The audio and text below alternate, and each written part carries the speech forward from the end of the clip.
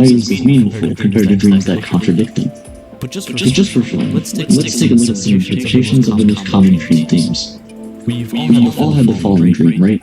Well, this could be one from our subconscious and is common in people who are having a major life problem with work or relationships. It could be It could be an indication of insecurities, instability, or worries. You might be You might be feeling overwhelmed and out of control in some situation in your waking life. This type of dream could also reflect a sense of failure or inferiority in some sort of situation. It's typically suggested that showing up to work or school naked represents vulnerability and anxiety. Clearly. Research has demonstrated that this dream is common in people who have accepted a promotion, gone off to a new job, or who are coming into public view. Others argue that it means you may be hiding something and are afraid that others can see you. Rain. Let's see. And despite the nightmarish feel of dreaming that someone or something is chasing you, they can be considered a positive message and a little prompt from the unconscious to encourage the dreamer to face a problem they've been avoiding. It's suggested that who or what is chasing you and how far away they are is important. Microphone array. These common themes barely touch the surface of the complexity and endless variety and variations of dreams. We know dream interpretation can be entertaining, but there are definitely more contemporary theories about the purpose of dreaming that it's probably important to consider them too. A better understanding of brain function and activity have allowed for the development of neurobiological theories in more recent years, one of which is the activation synthesis theory. Not quite as intriguing as the psychoanalytic approach, in fact it's pretty boring. This theory simply rejects the idea that dreams mean anything at all, which is disappointing. They can be Hey guys, pretty much just running some tests, doing some diagnostics for more streaming as well as content creation based stuff. I found I was kind of having a couple of issues, like trying to find something that I felt like comfortable to talk about, and it was it was kind of funny. It's kind of funny because like now, ooh, what does this do?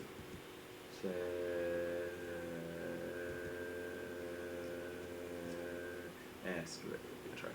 It might still work. I don't know. Anyway, but it's kind of funny because now I'm just like, dang.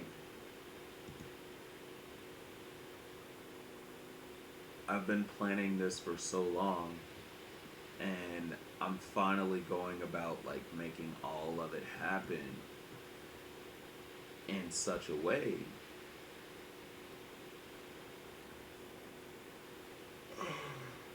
despite how, like, honestly, despite how it's kind of just been, like how life's just kind of been.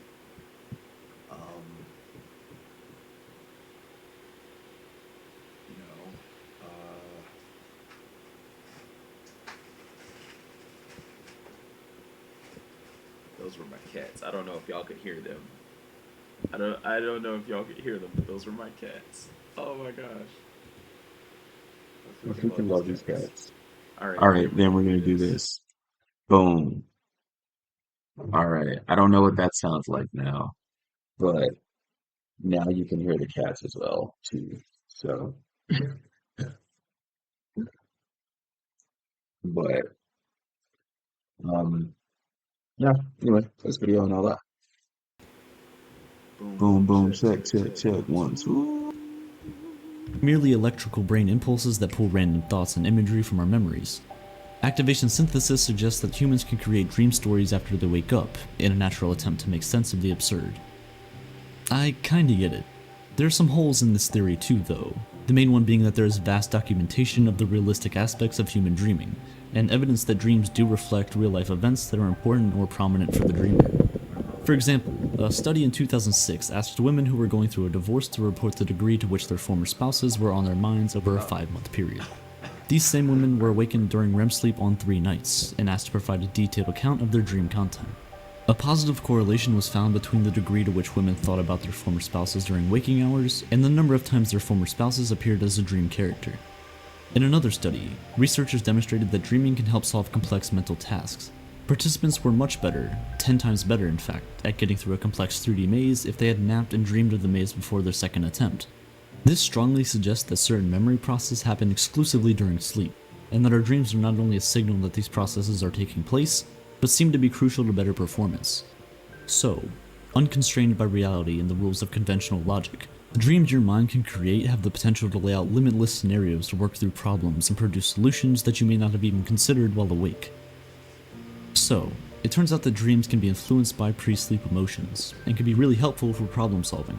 So that's another theory put to bed. The continual activation theory proposes that the conscious and unconscious mind must remain continually active in order to maintain proper brain function. In this context, dreams function to consolidate working memories into long-term memories, and dreaming is simply an incidental result of the brain's need for continual activation. This means that if the brain's activity falls below a certain level, such as during sleep, it is stimulated to maintain activity through dreams.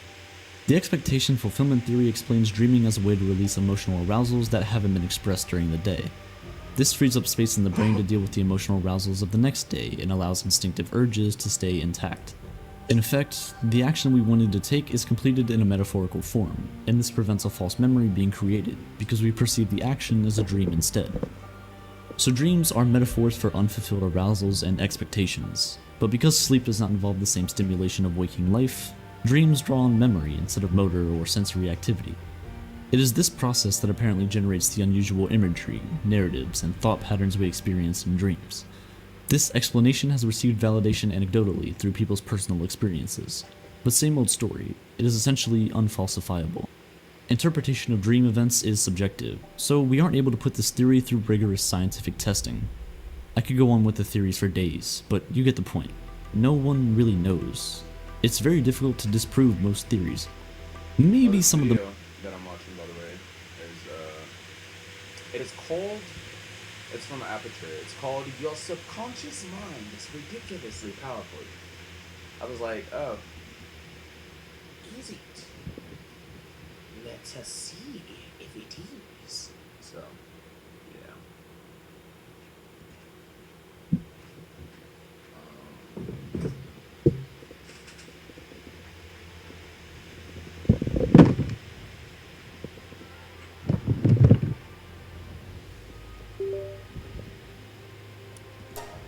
And then that's where you go. I was going.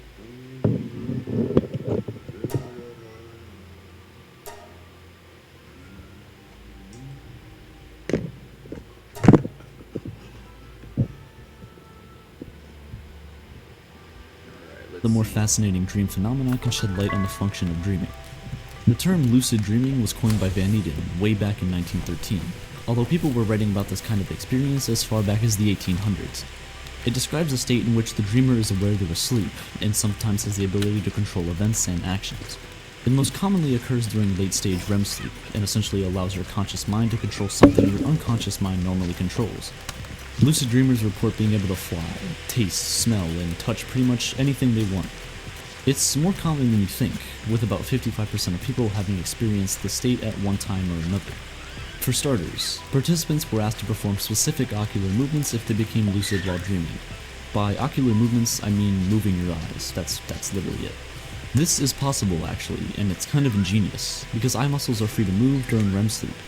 By determining exactly when the sleeper was lucid dreaming, researchers were able to take recordings of brain activity during this state. The evidence showed some interesting and specific brain activity that represents a mixture of both waking and normal REM sleep. It also seems that the brain undergoes a specific altered state of physiology during lucid dreaming that constitutes a hybrid state of consciousness. Studies have shown that the prefrontal cortex, as well as the frontal, parietal, and temporal zones become activated. These areas of the brain are responsible for higher order cognitive functioning, including working memory, cognitive flexibility, planning, inhibition, abstract reasoning, the list goes on. So, besides being quite entertaining, why do it? Can we learn anything from it? Some advocate many potential benefits, including boosting creativity and confidence, reducing stress, and as a possible therapeutic technique to treat nightmares, PTSD, and other mental health disorders. Others view the practice as more spiritual and approach it the way they would a meditation, with the intention of increasing a person's sense of the vastness of reality, opening up new realms of discovery. It's even been suggested that some advanced meditation practitioners are able to become conscious of what is beyond the dream state, the deep formlessness of delta sleep. This is questionable at best and in need of much further study. Given our current relatively limited understanding of the brain, it's hard right now to understand how it could be possible to be conscious of deep sleep, because the brain is in a far more synchronized and deeply unconscious state compared to almost any other state of consciousness. But hey, who knows? Despite the evidence, lucid dreaming remains a controversial topic. Alternative explanations have been suggested for the phenomenon. It may be that lucid dreamers are in a daydream-like state of semi-wakefulness. Or are they dreaming normally but have a memory of the dream and believe that they were conscious and directing the dream but were not? It could be a sleep state dissociation, in which the person is both awake and asleep in the dream state at the same time. I suppose it's even possible that people aren't reporting true experiences, but I personally don't think this is what's going on. If lucid dreaming is as real as the evidence suggests, I'm left wondering. If dreaming serves any of the purposes I've already talked about, such as accessing the unconscious, acting out instinctive urges, solving problems, or whether they're simply electrical impulses keeping the brain from shutting down, how does being a conscious witness affect how they play out? Does it hinder or help? Is it a state of heightened reflective consciousness that humans are meant to access so that we can enlighten ourselves about our life, our world, and our purpose? Or does lucid... I am loving this. I think I just realized with my... You know what? I don't know. Maybe this video will be about this. You know what?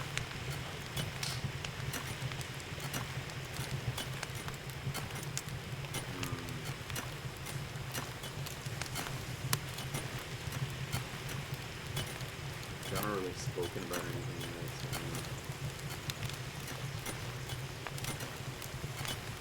yet.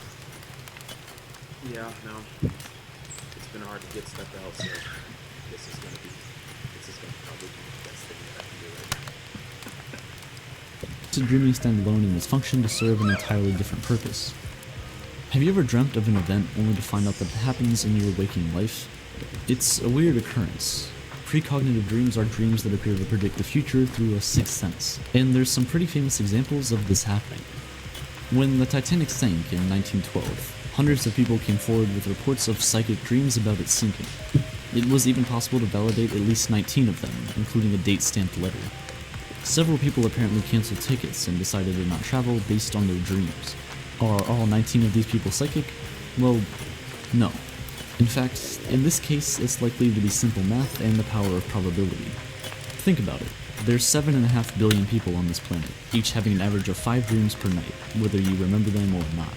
In turn, those dreams support multiple common dream themes, including events like sinking ships and airplane crashes. When all of this is considered, in reality, it's highly likely that many thousands of people will dream about a sinking ship on any given night. Probably tonight too. Now, add in a bit of unconscious insight and media suggestion for a good measure. The Titanic was the world's largest ship on its maiden voyage, and was in the headlines before it even undocked. The media had called it unsinkable. The power of suggestion is immense, and it's no surprise that all this news, attention, and maybe even some nerves about taking such a huge trip infiltrated more than just a few dreams. So, the next time you dream about an event that has nothing to do with you and it comes true, it's probably just a coincidence. Probably. But what about dreaming of your own death? This is a deeply personal experience, and probably not subject to extensive media attention. It's exactly what happened to Abraham Lincoln. 2 weeks before he was shot dead in 1865, Abraham Lincoln had a dream about a funeral at the White House. When he asked someone who was in the casket, they replied, "The president, he was killed by an assassin." Clearly, he didn't listen, because at the time he was assassinated, he had given his bodyguard the night off. If the premonition dream is about something close and personal to you, some might argue that your subconscious mind is accessing a piece of information that you weren't consciously aware of in your waking state. You just missed it.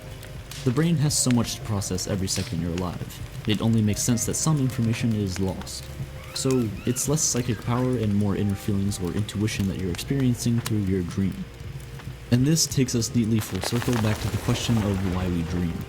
If you don't believe in psychic abilities that manifest in dreams, then precognitive dreams are essentially the window into our unconscious. Of course, as always, some disagree with these explanations of precognitive dreams, and suggest that when matches occur on such a reliable and frequent basis, this can't be entirely down to coincidence. I Some of these people turn to a mix of philosophy and physics to understand how precognitive dreams might happen. To truly understand these theories, it is necessary to assume I've been grinding the game Let It Die on Twitch and streaming that, and I all of a sudden now forgot how to play Power World. What is this? Oh, where are you guys? Where are you guys at? Rascal. Rascal.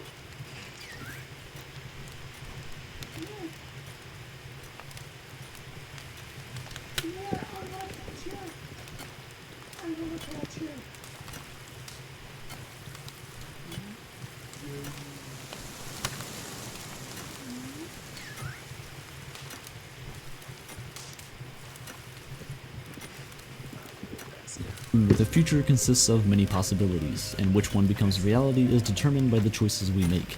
The butterfly effect shows up yet again. Ultimately, common sense would tell us that dreams likely serve many purposes, as opposed to just a single one, and how we choose to understand our dreams and why they happen is largely a product of time and culture. The function of dreams may have even changed as humans have, and continue to change across time itself. What once acted as a rehearsal system for evading predators is now serving to help us navigate the social and technological complexities of modern life and its stresses. Dreaming is vital. The link between dreaming and REM sleep is undeniable, as are the benefits of REM sleep for our health and well-being. So don't stifle them. They're only trying to help you. Sweet dreams.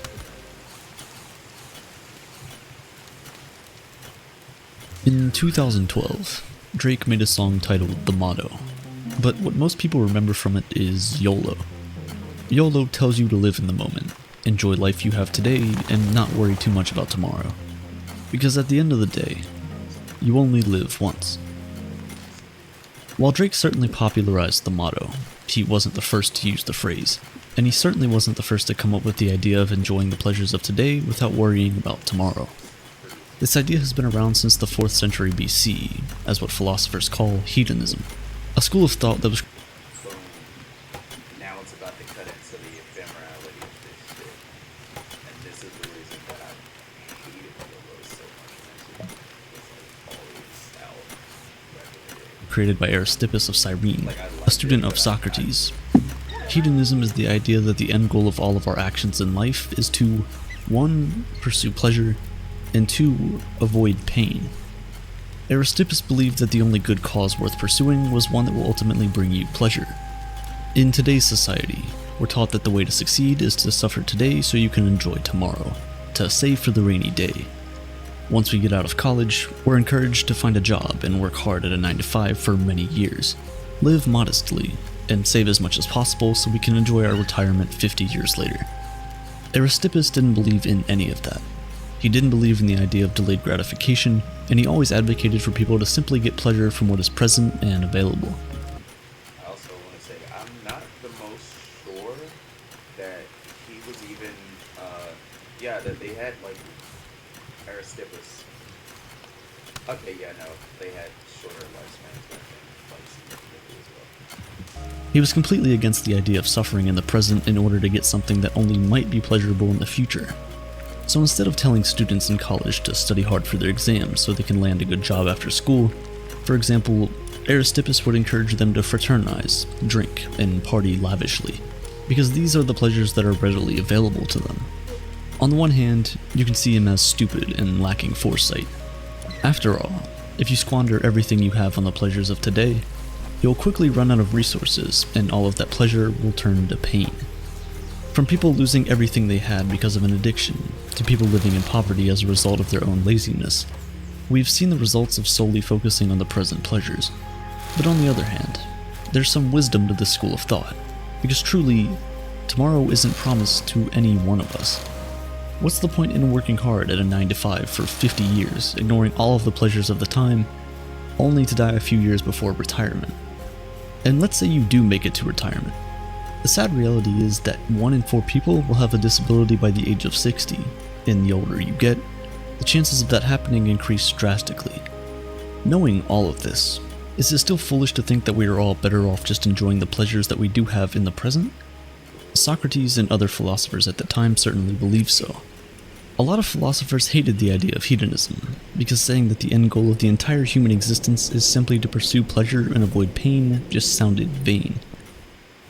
This opposition, combined with the rise of Christianity in ancient Greece at the time, meant that this extremely rash idea of hedonism died with Aristippus. Many years later, Epicurus, who is considered the father of modern-day hedonism, redefined what hedonism was. And to do that, he had to start by redefining a certain word: pleasure. For Aristippus, pleasure was a state of ecstasy and excitement, that amazing feeling you have after biting into your favorite food or after that first sip of coffee in the morning. And for most of us, this is how we define pleasure. But not Epicurus. For Epicurus, pleasure was a state of tranquility. Instead of encouraging people to indulge themselves in constant gratification, Epicurus believed that the true meaning of pleasure was to kill the fear of both death and God, because only then would you truly be able to fully enjoy what this life has to offer. While Aristippus simply encouraged people to pursue pleasure, Epicurus believed that all human beings do everything to gain pleasure and absorb pain. He didn't encourage it, because according to him, that was our natural state anyway. To defend this point, Epicurus asks everyone. Pause. Let's meet the kitty. Alright, so we got Rascal. Rascal was some.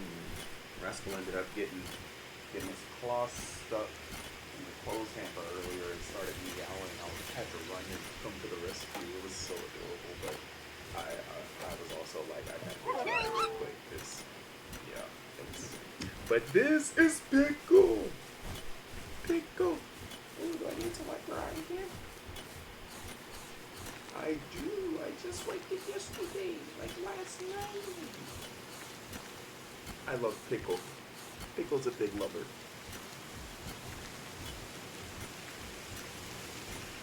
To look at how babies view the world around them. They don't really understand how the world works yet, but they do understand two things: when something feels good, and when something feels bad. When something feels good, the baby is joyful and happy. When something feels bad, the baby cries because it wants that pain to stop, and it wants to return to said pleasurable state. I'm sure at this point you're wondering, if we're all solely pursuing pleasure, then what about selfless? Look! The cat! I'm right here! Oh my gosh, this was where Rascal was earlier this morning. Oh, hold on though. They keep getting up here whenever I have my blanket down. Like not on the chair, because I don't want them to like scratch up my chair. Which it's probably gonna happen at some point, especially as they get older, because they're only like 4 months old now. But these cats have given me a reason, I swear to God.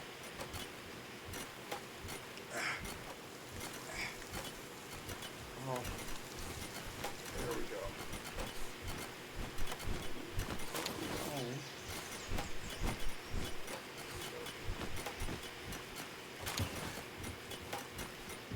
Acts. Acts that are done solely because they are virtuous or valuable for other people and not ourselves. How do we describe those? Well, in hedonistic ideas, it's simply because those things make people feel heroic, which ends up being processed in your brain as a pleasurable feeling. So, at the core, it is still pleasure they're chasing, just not the kind we might be thinking about. According to hedonistic teachings, there are two types of pleasure. There's moving pleasure and there's static pleasure. Moving pleasure is when you're in the process of satisfying a desire. When you're hungry, you eat. When you're thirsty, you have a drink. When you need a timeout, you take a nap. Static pleasure is the tranquility you feel once you're done satisfying those needs. At this point, the adrenaline has finished coursing through your veins and you're left with a sweet feeling of satisfaction. In that moment, you feel a sense of tranquility and you keep feeling it until it is sadly replaced by pain. Because according to Epicurus, there is no in-between. The absence of pain is pleasure, and vice versa. But even with this more modest way of explaining hedonism, a lot of people still disagree and even frown at the idea. And this is because of one thing, the idea that pleasure is the only source of intrinsic value. Think about it for a second. If pleasure is the only intrinsic value, then what do we make of things like finding meaning in life, achieving great things, building and maintaining long-lasting relationships, becoming a legend in a particular field, or even something as simple as living religiously or upholding a set of moral beliefs that we hold dear to our hearts? Hedonists might try to argue that all of those things do not hold any value themselves, and that they're only valuable because we get pleasure from them. But something like upholding religious beliefs isn't always pleasurable. In fact, most times it restricts the kind of pleasure you can get. But still, it gives people a sense of fulfillment that for them is better than the pleasure they're forsaking. If self-pleasure alone is the aim of human existence, then people who benefit from the wrong that happens in our society will never fight against it. People would never fight for the common good when it might affect them negatively. But yet, every day, we see people put their own desires on the side to help other people. People get excommunicated from their families, rejected by those they love because they chose to speak up and fight for what's right, even if the issues don't affect them directly. If we're all chasing our own pleasures, that would never happen. We'll all be too busy enjoying our broken society because it benefits us and not worrying about trying to change it for someone else. Another huge stumbling block that hedonists face when trying to argue their beliefs is the worth of reality. If pleasure is the ultimate goal, then it shouldn't matter whether that pleasure is real or imagined, right? If we say that people always intrinsically pursue things that are pleasurable, then if there is an option for unlimited pleasure, they should never choose anything else, right?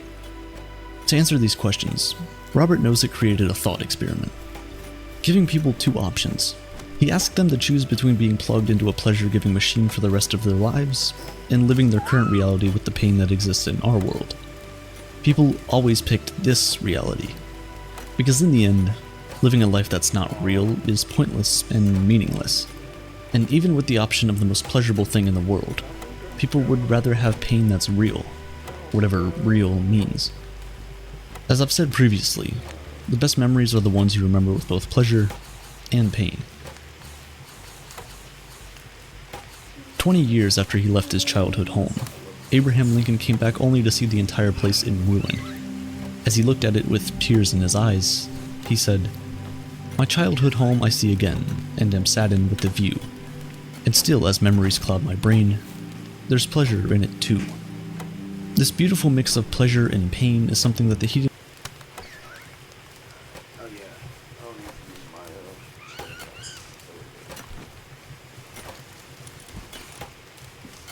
view of the world simply does not account for. When you're graduating high school, you're excited for the adventures that await you in college.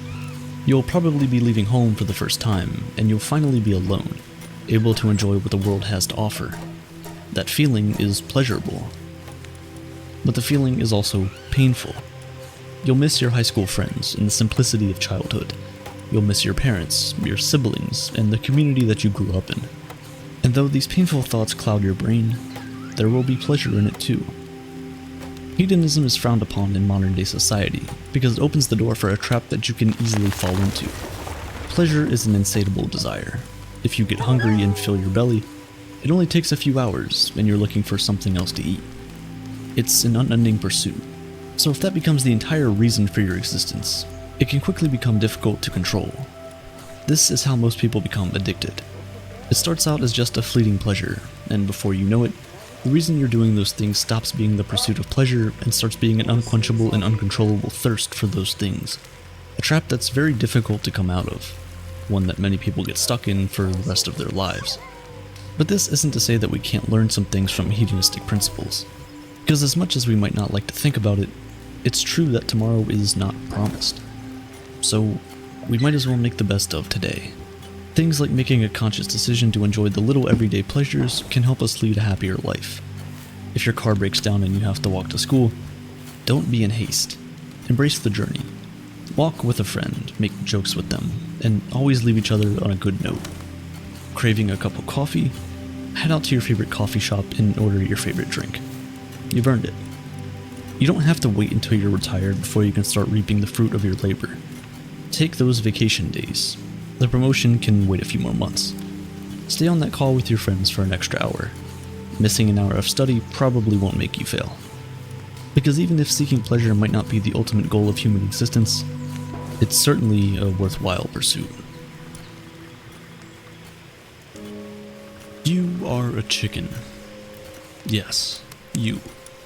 You look around and sometimes wonder why your owner takes such good care of you. At first, you're not sure. You're skeptical. What if he sends you to the slaughterhouse? You've never been there, but you know very well none of your friends have ever come out of that place. You remain on high alert for when that fateful day might arrive. But it never does. Days go by, and then weeks, months, even years. You are now convinced your owner loves you more than any of these other chickens, and he would never do anything bad to you. Each passing day is additional evidence to say that you will live for the next. 1,000 days go by like this. 1,000 beautiful days. Until, of course, the 1,001st day, when the illusion of safety breaks, and you end up on someone's dinner plate. You should have never crossed the road. Now imagine how betrayed the chicken must have felt when it was being taken to that terrifying part of the farm. Given the 1,000 days worth of evidence, the chicken's trust in its owner was ironically at its highest level when it was eventually slaughtered. Perhaps, if it wasn't so foolish to believe that it was special or unique, maybe it would have at least been spared the feelings of betrayal. That one final day completely changed the outlook of the chicken's life. That one piece of evidence outweighed the previous 1,000 days. And it's not even a contest. This is something known as a black swan, a single event or observation that comes as a surprise with disproportionate consequences, radically changing our outlook about something. People used to think that swans could only be white, until they saw a black swan, which basically reshaped the way people thought about what is out there. Nassim Nicholas Taleb wrote a book called The Black Swan, The Impact of the Highly Improbable, to study this very phenomenon and shine light on how vulnerable we are to black swans, and how we are only becoming increasingly more vulnerable with each passing day. In his book, he talks about some fundamentals of epistemology that limit our ability to understand the black swans before they happen. But first, let's talk about why our modern society, as technologically advanced as it is the perfect nesting place for a black swan event. Let's say we're going to weigh a few thousand people, and at the extreme end of that sample contains the heaviest person in the world. So long as that person is subject to biological constraints like the rest of us, it doesn't really matter how much he or she weighs. Let's say 2,000 pounds. Now, how much do you think that accounts for in the total weight of all the people we weighed? The answer is probably less than 0.5%. It shows that even a crazy outlier like a 2,000 pound person doesn't really overwhelm the average. Taleb calls this ecosystem mediocriston, to refer to how the mediocre measurements of the average person do mostly represent all measurements quite well. Now, let's conduct the same experiment, but with wealth.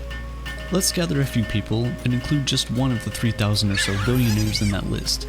How much do you think that billionaire accounts for in the total wealth of all the people in that sample? An overwhelming majority, almost always close to 99%. Contrary to the first scenario, here the outlier overwhelms everything else. Taleb calls this world extremiston, as it rewards a few people extremely well, but leaves basically nothing for the others. Taleb says that the modern world is composed of circumstances that are geared towards extremiston, not mediocriston, because money, for all intents and purposes, is just a number in someone's book. The vast majority of money is completely digital. It's not subject to physics laws or biology to constrain it to minimal variance. Sure, most people don't make that much money, but a few people can make a lot of money. Similarly, if you want to consider musicians, most musicians don't sell that many albums, but a few artists sell quite a few. You can conduct the same thought experiment with book sales, scientific publications, shoe brands, and so on. Point is, the modern economy is a very much a winner-take-all system that rewards a very small number of people with a disproportionately large portion of the pie. If it was more like the weight example we just talked about, you wouldn't expect the outliers to be so wild. But the fact that they really are indeed so wild just goes to show how unpredictable the environment we're living in really is. The forecasts we take for granted today often fail to take into account the true nature of this unpredictability, these black swan events. You might be inclined to say that, no, these billionaires put in the work day in and day out, and therefore they can enjoy the fruits of their labor. Indeed, most of them probably worked really hard. Some of their innovations might later pave the way for a better future for all of us. I'm not discounting that. However, The system is not rewarding them proportionately. More importantly, it's hard to say how much of their efforts are the fruits of their labor and how much of it is due to pure chance. If you were to run a few simulations with extremist-type circumstances, you would inevitably have a few Jeff Bezos-like outliers. We may be biased into thinking that we understand what causes Bezos-like outliers in our society. You know, the usual. Think out of the box, start a revolutionary company, work extremely hard for a few years, and then smell the roses. Happily ever after. We've all read the autobiographies. We've all watched the documentaries. However, when was the last time you read about a person who did all of those things and failed? When was the last time you saw shelves of books about people who failed? Chances are, probably never.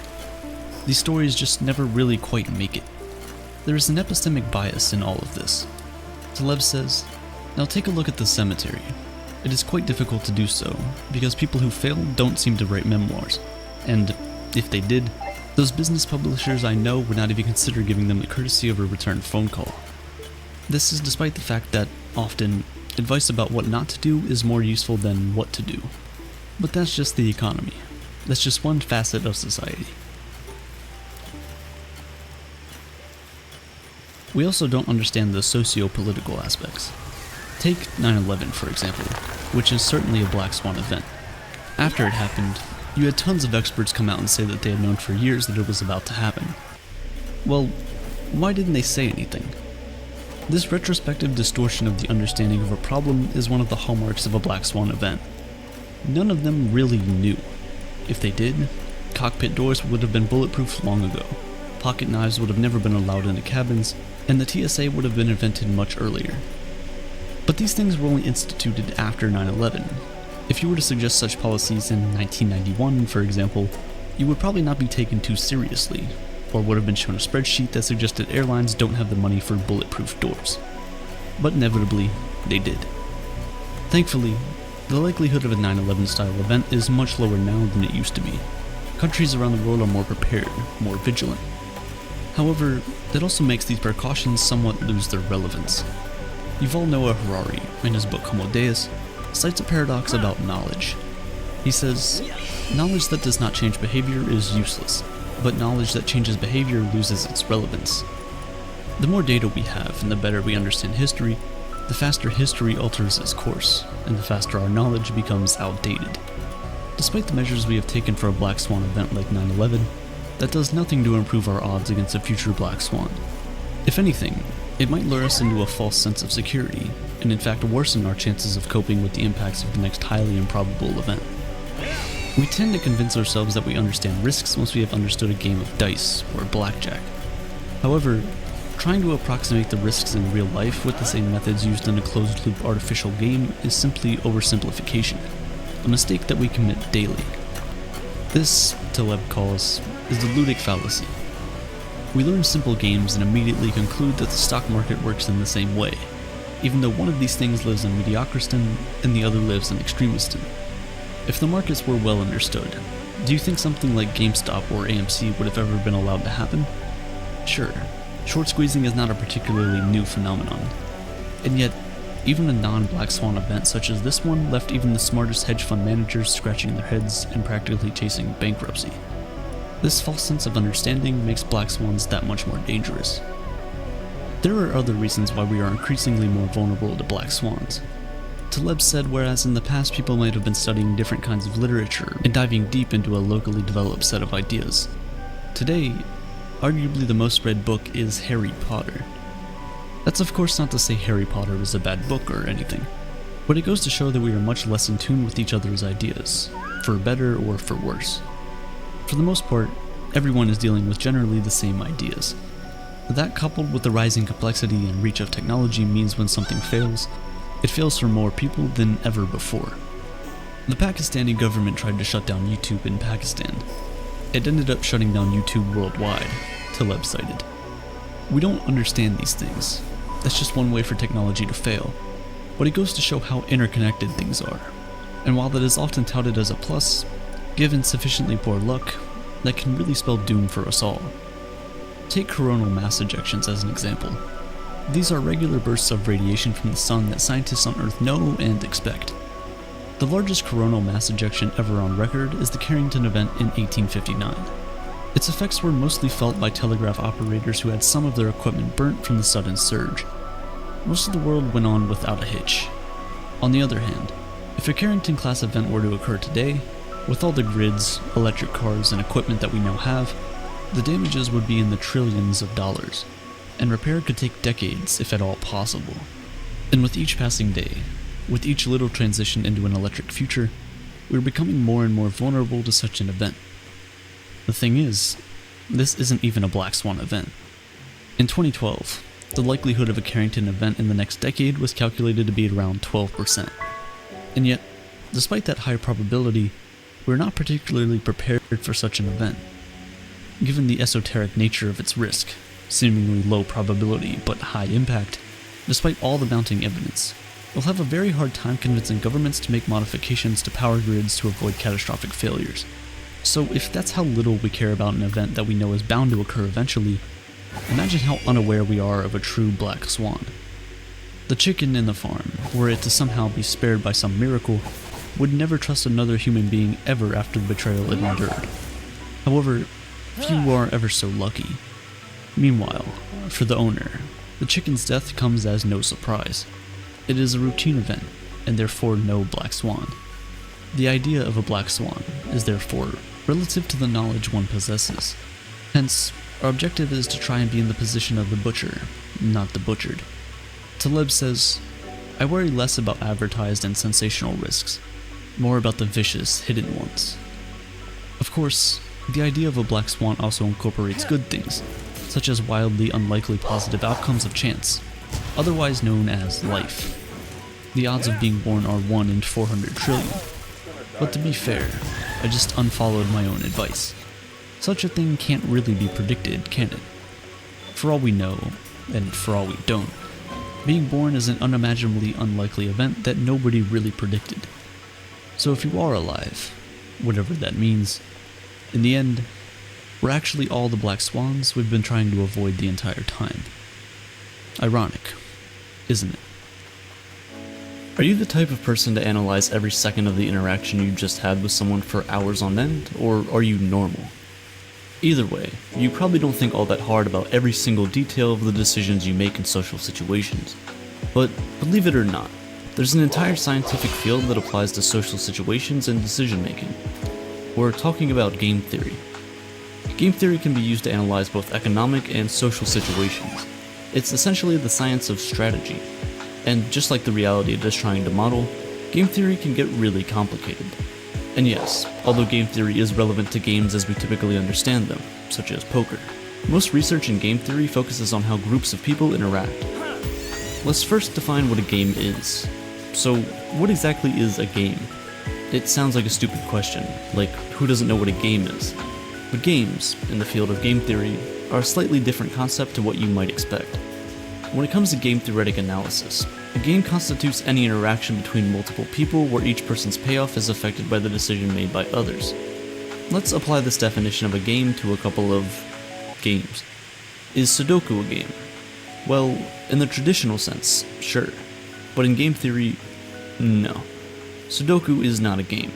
Sudoku is not a game because how you decide to complete the puzzle doesn't affect any other player. There is, after all, only one player in the game. You. What about tic-tac-toe? Is that a game? 2 players can play the game, and each box that is filled by one of the players affects the other player. Winning requires both players to respond optimally to what the other player is doing. So yes, it is a game. You could also have a situation where 2 shop owners choose from a finite number of positions where to strategically place their shops for maximum profit. They are each affected by what the other person does, since they may be opting for the same market, and there's certainly a win-lose situation here. So, even though placing your shop may not sound like much of a game, in the eyes of game theorists, it certainly is. Game theory is the study of games like these, and game theorists try to model games in a way that makes them easy to understand and analyze. I say easy, but a lot of games can end up having pretty similar properties or reoccurring patterns, and more often than not, things can get pretty complicated. Game theory has 2 main focuses: cooperative games and non-cooperative games. Most game theory models involve 5 conditions. It goes something like this. First, each player has 2 or more choices or sequence of choices. Think of these like typical moves in a game, like moving a chess piece. Second, all possible combinations of decisions or plays result in a clear outcome. Basically, you can win or lose. Third, it's clear how you can win or lose, and participants will gain or lose something depending on the outcome. Fourth, the players know the rules of the game as well as the payoffs of other players, meaning everyone is aware of what is desirable to the other players as well. And fifth, the players are rational and sensible people.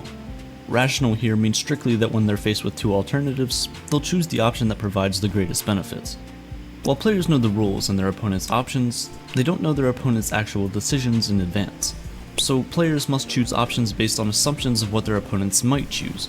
Some game theory scenarios are zero-sum games, meaning one player's win is another's loss, and vice versa. Others, however, allow mutual gains and losses. These games can involve multiple strategies. You can try to minimize the maximum losses another player can cause and make decisions based on probable outcomes. This all really just sounds a bit confusing, so here, just let me show you. If life is indeed a game, then the first rule is to be skeptical of other people's suggestions. As we said, if it's a game, someone else is going to be competing, so there's definitely going to be competition and sabotage. Perhaps a straightforward and well-known example is the prisoner's dilemma. The game goes like this. Two criminals are caught red-handed and are arrested. Each has two choices. They can each either stay quiet or testify against their friend. Upon arrest, they are each separated and offered a deal. Testify against your friend and we'll let you off the hook easy with 1 year in prison and give the other person 10 years. If both stay quiet, the cops can't really prove the more serious charges and both criminals would spend only 2 years behind bars. If they both testify against each other, however, then both would get 5-year prison sentences. At first glance, keeping quiet seems like the best strategy. If they both did this, they would both be out after just 2 years. But right before they're about to testify, one of the two thinks to himself, what if I stay quiet and the other guy rats me out? Without knowing what the other person is actually going to decide, it's a reasonable worry to have. The smartest solution to this would be to react in a way that is beneficial regardless of what the other person does. A Nash equilibrium is actually a state in which no one person can improve, given what the others are doing. This means you're picking the best response to a particular strategy from your opponent. A quick analysis of the prisoner's dilemma reveals they would both most likely testify, which is the Nash equilibrium for this problem. This is because regardless of what the other person does, testifying will lead to a maximum sentence of 5 years, with the potential for a 1-year sentence. Meanwhile, if you don't testify, you could end up with a 10-year term. It's easily the safest thing to do considering neither party knows what the other is going to do, even though both criminals are better off if they just stayed quiet. Here, the individual incentive wins over group interest. Testifying is a better option, because you know that you'll be in trouble if you stay quiet but your friend testifies. But if you can think of that, your friend can too. So he knows you're likely going to testify given that it's the safer option for you, and you know he's likely going to testify too for the same reason, and you know that he knows that you're likely going to testify. You see the loop that's forming? These types of problems are examples of non-cooperative games, which means the two prisoners can't convey their intentions to each other. If they were able to talk to each other, however, we would be in a cooperative setting, and that would affect the likelihood of certain outcomes as you can imagine. For example, it'd become much easier for them to agree beforehand that they're both just going to stay quiet. On the contrary, a coordination game is one in which everyone benefits from working together. There's no incentive for either party to cheat, since it will result in a worse outcome than if they just cooperated. A good example is driving on the correct side of the road. You win nothing by driving on the wrong side of the road. But sometimes, you lose without even playing. The principal agent problem is when one person is allowed to make decisions on behalf of another person. In this situation, the first person is likely to prioritize their own interests and pursue their own goals. And well, yeah, that's the basis of modern politics. Game theory can also be applied to biology, though. In fact, its application in the field of biology has allowed biologists to answer a lot of questions about evolution, which is remarkable since game theory was never designed for this. For example, it's helped scientists explain biological altruism, where an organism acts in a way that is most favorable for the overall species, even if that action is harmful to itself. A bird might warn the rest of the group about the arrival of a predator. Doing so risks its own life since it essentially announces itself to the predator. But this trait can later help that bird, assuming it survives of course, when other birds return the favor and warn it. These concepts might help you anticipate some of the strategies others might be using to get one over on you, but who really knows what they're thinking? The concept of guessing others' moves is what makes the game so tricky. While each player is likely to be certain about only their own move, they still have to speculate about other players' decisions, and more importantly, other players' conception of every other player's decisions. Essentially, you are no longer making a decision based on what you think is right. Rather, you're anticipating what your opponent thinks is right, and simply reacting to it. But then again, your opponent is doing the same exact thing. So who's really making the decision here? Whose mind is the actual decision being made in? Let's put it another way. Each player must know their own chance of coming out on top, guess everyone else's chance, and also guess what everyone else is guessing about their own chances of winning. Not only this, but you also really need to be able to guess what other players are guessing about your guesses about them. And now look, we're confused again. Another problem is that, although game theory has many benefits, it would be impossible to properly apply it in all situations. There will be times where rationality might not offer the right solutions, or where mutual benefit might not be the most ideal outcome. When you come up against these, you have to not only recognize them, but then also decide whether using game theory would be the most helpful way to deal with the situation. By then, the moment could already be gone. The assumption that everyone is going to be rational, a basic premise of game theory, is also a really risky one. Humans can be extremely unpredictable and emotional, and this makes the guessing work near impossible. There's a ton of real-life examples that illustrate the basic concepts of game theory. Apple and Samsung are involved in an endless game of advertising. It's not like either company needs to advertise. Besides, advertising can get extremely expensive, so why not just forego this task altogether and use the money for research and development? If both companies did this, then we'd probably have better phones by now. But sure enough, Apple banks on the possibility of Samsung advertising and gaining an edge over the market, and Samsung does the same. And that possibility soon turns into a certainty you and I have all come to accept. Now, this is an extremely simplistic example that bypasses many other variables, but you see the basic concept. Another good everyday example can be found in the treatment of public goods and property. If everyone decides to be good citizens and not litter, society benefits as a whole. But you're inevitably going to come up against one or more people who choose to essentially go rogue and behave selfishly by littering. This leads to society as a whole bearing the cost of cleaning up, all the while making not littering a less worthwhile decision. After all, if the road's already littered, the work to not litter is that much less meaningful. You can probably now see how applicable this is to other situations in life, like every big important decision we're supposed to be fixing, but more on that later. As interesting as it is, game theory can still only analyze simple situations with well-defined constraints, and you must remember that any model is a subset of reality, no matter how good it is. It's essentially intellectual guesswork. The bottom line? We're all constantly in the game. It's pretty impossible not to be. Our lives are endlessly and unavoidably impacted by the actions and decisions made by others. So, you might as well play the game the best you can. And that interaction you spent hours analyzing after the other person has already long forgotten it? Maybe it's not such a bad thing after all. We're just trying to win the game of life. And the reason to win is so that you can be free of it. I have a pretty serious confession to make. I don't like Superman. Before you destroy me in the comments, I know it's an unpopular opinion, but the Man of Steel has just never resonated with me. The problem for me has always been that he's too strong. I mean, one of his primary powers is invulnerability. Talk about a tension killer. The conflict is never if Superman will save the day, only how. This apparent infallibility extends to his personality as well. He's a character utterly without flaws. The biggest strike against him is that he's too compassionate, and this can sometimes land him in trouble. That's the answer you give when you're asked in a job interview what your biggest weakness is. It's not really a weakness. This relentlessly upright persona and general do-goodery makes Superman feel distant. His character is, pardon the pun, completely alien to my own experience, and if I'm being honest, it's not all that interesting. To me, Superman is boring. I prefer my heroes to be messier. Characters like Batman, Wolverine, and Deadpool feel so much more human. They're flawed, they can make mistakes, and sometimes they do bad things for the wrong reasons. And I'm sure I'm not the only one that feels this way. Over the last 2 decades, anti-heroes have become increasingly popular. In fact, the top 3 highest grossing R-rated films of all time are 2019's Joker, followed by both Deadpool movies.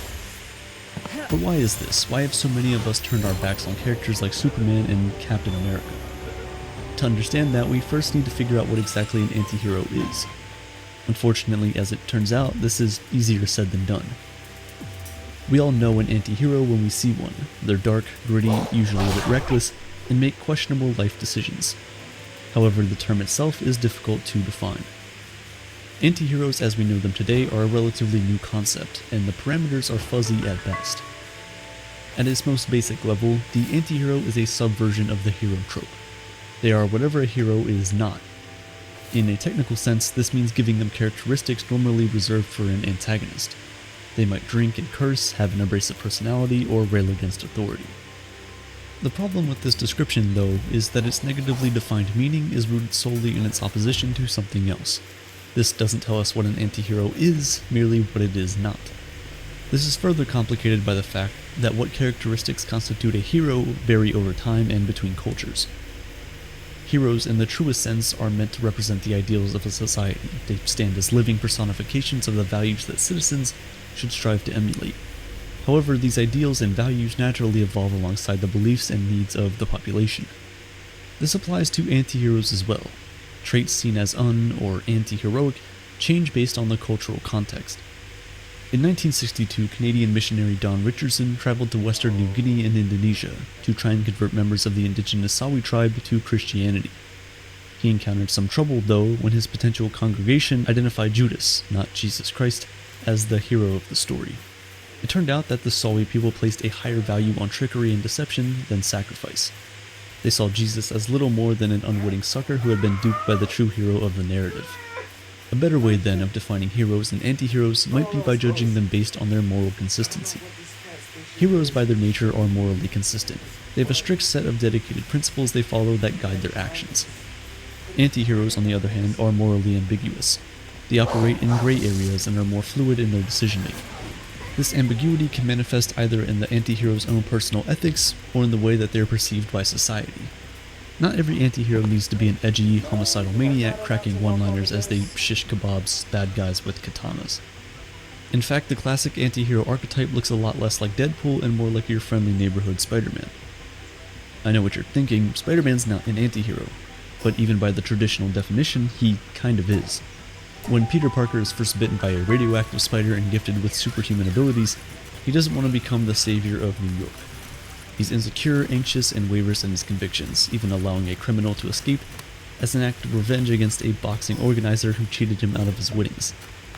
Over the course of his career, Peter quits multiple times, always questioning whether or not he's capable of overcoming the challenges given to him and living up to his responsibilities. None of these are qualities that we normally associate with heroes.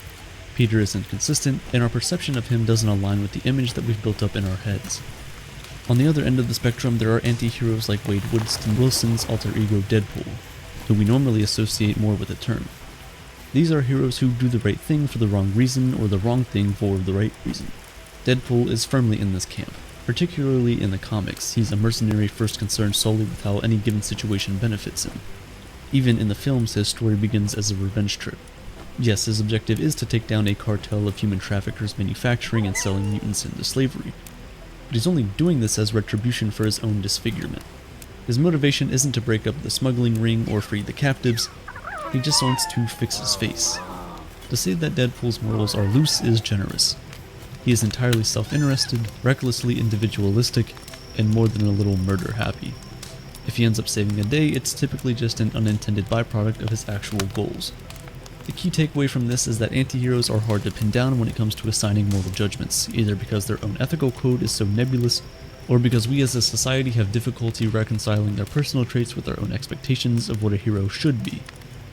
So why do we like these characters so much? Why are we attracted to moral ambiguity? Perhaps it's because we find it reflective of our own experiences. Very few of us live in a world of simple black and white morality. We recognize that life is more complex than good versus evil or right versus wrong, hero versus villain. People are complicated, our decisions are nuanced and subject to interpretation. No one is purely a villain or even a hero for that matter. And yet, our culture is dominated by institutions built on the foundation of moral absolutism. This philosophy maintains that human action is inherently right or wrong regardless of intention or consequence. The justification for this is a belief in an all-encompassing and objective morality. Every individual's behavior is judged according to the standard and determined to be moral based on how closely they conform. Political and religious institutions are the clearest example of this. They create extensive sets of laws and regulations by appealing to the authority of a higher power, whether that power is a divine being or a constitution. The benefit is that this creates consistent standards which can be broadly and reliably applied to any situation. This helps maintain societal order while safeguarding institutional power. However, when these laws are violated, it necessitates punishment regardless of individual circumstances. Take, for example, a man who steals medicine in order to care for his sick child.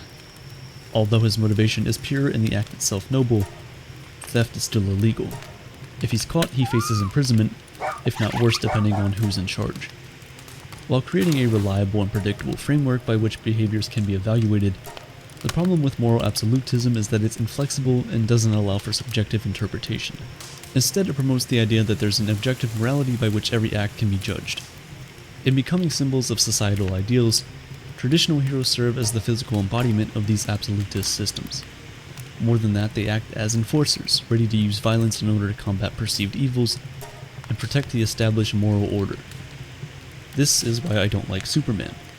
Ironically enough, the Man of Tomorrow is a champion of the status quo.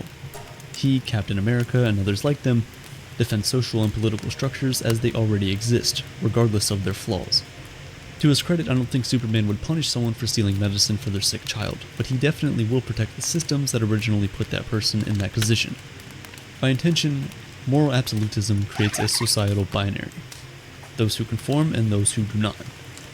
Anti-heroes are a part of this second group. Their innate moral ambiguity naturally places them in opposition to mainstream culture, landing them in the realm of the outsider. These individuals find themselves shunned or even outcast due to character flaws or other traits seen as deviant. It's not surprising then that most anti-heroes come from marginalized backgrounds. Deadpool is widely considered to be pansexual. Wolverine suffers from PTSD and alcoholism. Spider-Man comes from a poor family and was a nerd before being a nerd was cool. These characteristics place the anti-hero in direct conflict with normative culture, forcing them to make a choice: either conform or face the consequences. Because of this, anti-heroes often find themselves battling for the right to simply exist as they are. This, in turn, leads them to seek wider societal change. Whereas regular heroes are inherently change-resistant, willing to violently uphold moral norms and standards, anti-heroes by their very existence demand change. They function as living rebuttals to the predominant philosophy created by institutional authorities. This is a convention that actually began not with superheroes, but with cowboys. In the 1960s and 70s, a new type of Western called the post-Western began capturing the attention of global audiences. These movies featured morally ambiguous protagonists who were largely distrustful of existing institutions and set out to buck the system. This stood in stark contrast to classic Westerns, which featured simple moral narratives where a handsome, white-hatted stranger wandered into town to defeat the black-hatted outlaw and win the affection of the local schoolteacher. Post-Westerns turned conventions like these on their head, challenging the traditional values put forth by earlier films. This was reflective of a larger cultural shift happening in America and Europe. The rise of the counterculture movement, along with the chaos of the Vietnam War and other global crises, were contributing to a mass feeling of uncertainty, and many people began to question whether or not the ideals of previous generations were still valid. Post-Westerns captured these sentiments and served as a form of social criticism. By featuring flawed, conflicted characters struggling to find their place in the world, they presented a more realistic depiction of the lives of everyday people. If all of this is sounding a bit familiar, well, it's because we're in a very similar place right now. Distrust in our political and social institutions is at an all-time high. Very few of us have any confidence that our leaders are capable of solving complex problems like economic instability, food scarcity, or climate change. This has produced a collective sense of doubt and unease that has increasingly been reflected in our heroes. Or should I say, anti-heroes.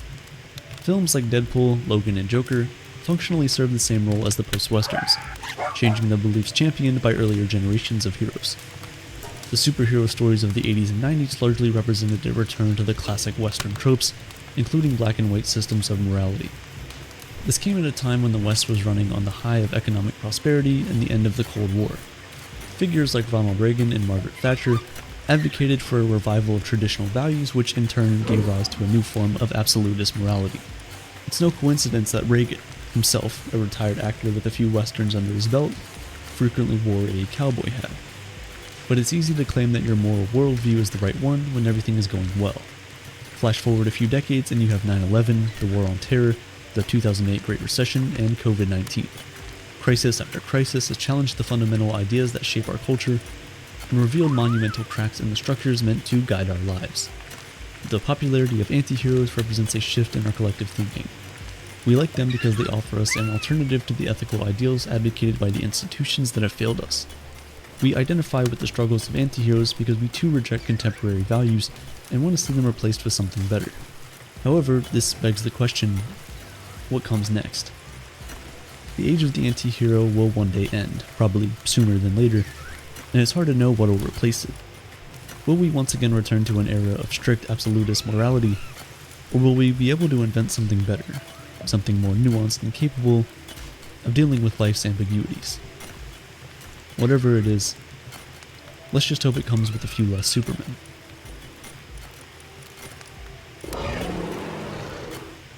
I love a lot of things. Some people love sunshine and rainbows. That was such a vibe. Oh my gosh. Oh my god.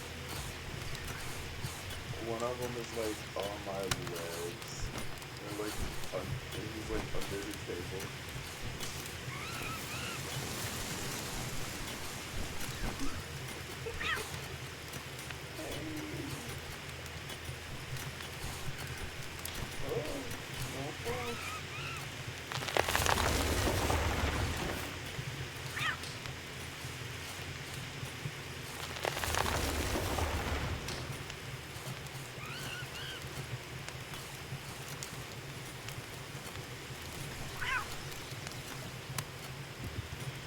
Some love the warmth of summer and the chill of winter. Others love the smell of hot coffee in the morning and the coziness of their bed at night. Some love to travel and go on crazy adventures. According to the dictionary, love is a mix of emotions, behaviors, and beliefs associated with strong feelings of affection, protectiveness, warmth, and respect for a person, or a thing, or even an idea. But can we really define love? How do we explain a word that you can use to describe what you feel for everything, from people to cars to intangible ideas? To fully understand what love is, we have to look at the ancient Greeks. Instead of one all-encompassing word, the ancient Greeks used 7 different words to explain love in its many different forms. Eros, which means passionate love, is the most common type of love we see in our world today. It's fueled by a desire for pleasure. It's love at first sight, seeing someone's physical appearance and immediately getting attracted to them, even without knowing their first name. Most romantic relationships start like this. It's passionate. It can even be a bit obsessive. But love like this is confusing. It's the age-old question of love versus lust. Both lust and eros come with intense physical attraction and a strong desire to be close to the person, even if you just met them. Some people like to differentiate them by the length of time they stay around. If it was a fleeting emotion, it was lust. But then, if it lingered around like the best man at a wedding, then it was definitely love. But is that really true? And if it is, then is love simply lust that has stayed around for long enough? If lust simply becomes love, how long does it take for the switch to happen? At what point does lust become love? It's a complex question, and you don't normally give it much thought, so I'll do it for you. According to science and human biology, there are 3 stages to falling in love, and it all starts with stage 1, lust. It's driven by testosterone for men and estrogen in women. So when does lust become love? Well, that's stage 2. When we start feeling a sense of a high when we see them or speak to them or even just think about them. A high similar to the feeling you'd get from drugs or alcohol. When we start to feel a sense of euphoria when we're around them. When testosterone and estrogen are replaced by dopamine, making us happy and excited. Adrenaline triggering our fight or flight, and norepinephrine keeping us alert. This is why falling in love feels like an addictive rush, like you're driving at 120 miles per hour with no brakes in your car. Your palms are sweaty, your knees are weak, and your arms are heavy. Your heart is racing. Love is this feeling. Sometimes love doesn't start with lust. It starts with friendship. Knowing someone well enough that you can predict the reaction to every situation. Love is intimacy. It's authentic. It's kind. It's warm. It's encouraging. Love is the best friend you've known since you were a child. It's always wanting the best for the other person. Selfless goodwill. In today's world, philia is dying. We have millions of followers and subscribers, but very few friends. We have a multitude of people seeing the perfect view of our lives, everything we want them to see, but no one who is welcome to see what's behind the curtains. Philia is a sense of camaraderie. It's calling someone brother or sister, even when they're not related to you by blood. Love is loyalty, sacrifice, and vulnerability. Love is a choice. Love is not always serious. Love is not always permanent. And when it's fleeting, love is not always lust. Ludus describes a love that is built on infatuation, flirtation, and fun. Sometimes love is simply having a crush on someone and acting on it. It's going out for drinks with a friend and acting like a romantic couple for the night only. It's random kids pushing each other on swings in the playground, basking in that joy that their friends are having alongside them. It's going to the club and dancing with strangers, or singing karaoke in a room full of people you've just met. Sometimes love is casual, exciting, fun. It doesn't need any obligations or implications to be love. Love doesn't need physical attraction to be love. Love doesn't even need friendship to be love. Love simply is. We often say that love involves commitment, time, mutual trust, and acceptance between two people. But is that really the case? Because none of this exists between a mother and her child. But love does. The truth is that sometimes we can love someone even when we don't like them. If you have any siblings, I'm sure you'll understand the concept a lot. The Greeks called it storge, unconditional familial love. The kind of kinship love that only exists between family members. And of course, family does not mean you have to be tied by blood. Lifelong friends who become family, adopted children, step-parents, when we consider someone our family, we often develop a need to protect them, even when they might not be the nicest people to hang around with. Storge is a strange type of love. Most times when we love someone, we are drawn closer to them. We want to spend all of our free time with them, go on adventures with them, laugh, smile, cry, do everything with them. But sometimes love is wanting to go home, even when you might not talk to the people there very much.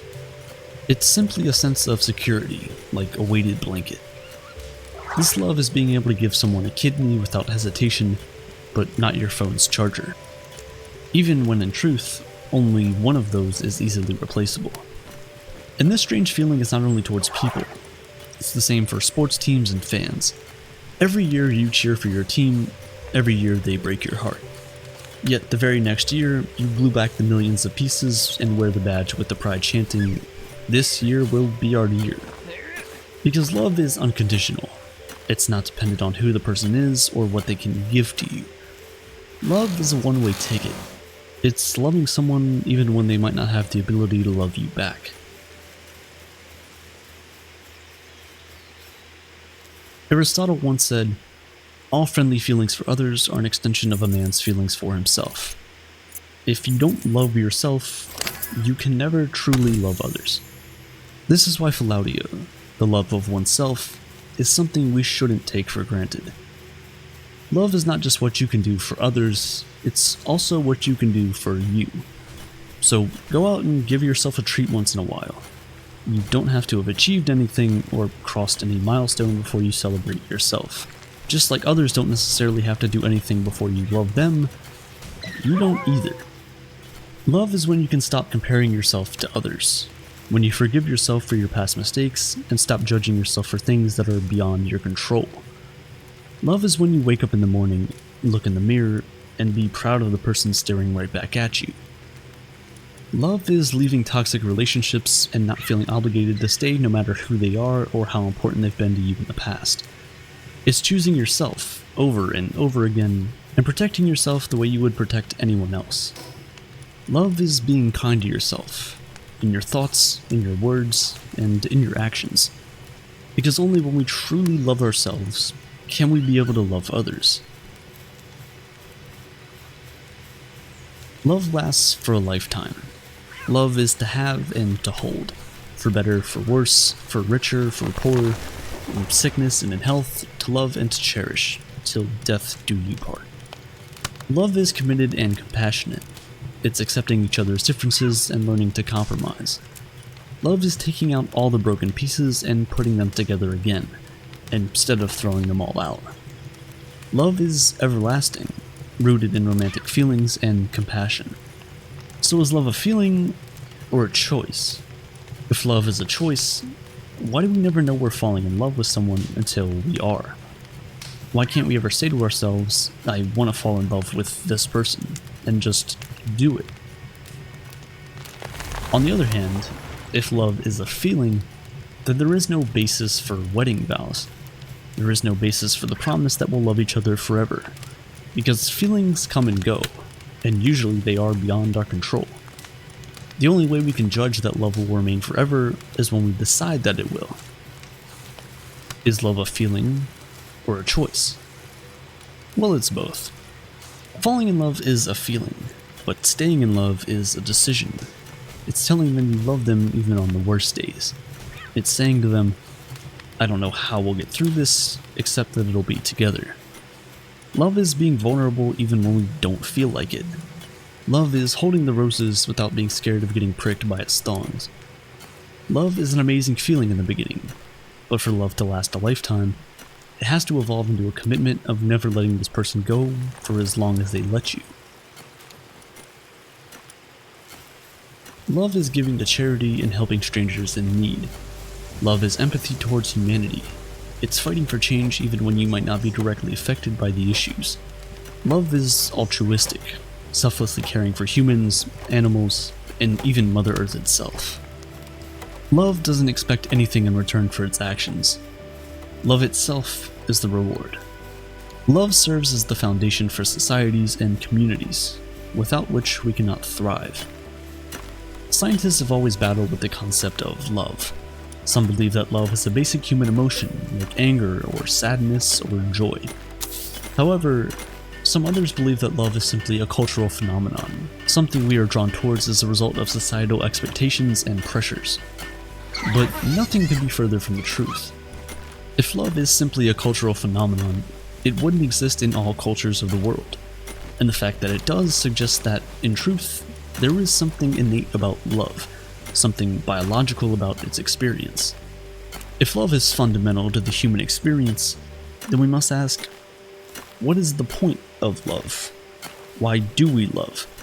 Is it for parents to be able to bear with their kids long enough for them to attain maturity? Or perhaps it's for mates to remain together for as long as is necessary to raise the next generation of humans. Does love exist to create a sense of community and camaraderie that is necessary for a herd community like ours to exist? We might never know why love exists or what ultimate purpose it serves, but we do know how important it is. The longest study on happiness showed that the people who end their life happy are not the ones who are the richest, or the ones who are the most healthy, or the ones who never made a mistake in their lives. The happiest people are those who are surrounded by the most love. Love from spouses, love from children and grandchildren, love from friends, love from religious organizations and communities.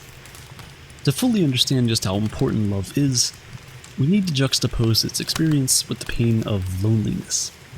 Not having that someone to share your inner monologue with because your thoughts are too petty or intense, random or full of anxiety, or too scary to share with just anyone.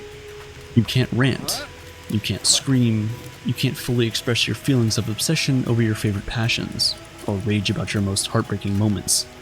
Constantly having to filter our thoughts through the lenses of politeness and political correctness. Being looked at but not being seen. Being heard but not being listened to. It's dreadful. We've all been there. If love is so important, why do we not make it the center of our lives? Why do we chase everything else, but to love we say, Stop searching and it'll find you. You see, the truth is that love doesn't always find you, and sometimes you have to search it out. So to those chasing love, listen. In Plato's dialogue, The Symposium, Aristophanes the playwright explains love the way many of us chasing love think of it. In the beginning, humans were all androgynous, with double the parts we have now, including two faces turned in opposite directions. This physical form made humans so powerful that they became a threat to the gods. So Zeus cut them in two, one male and one female.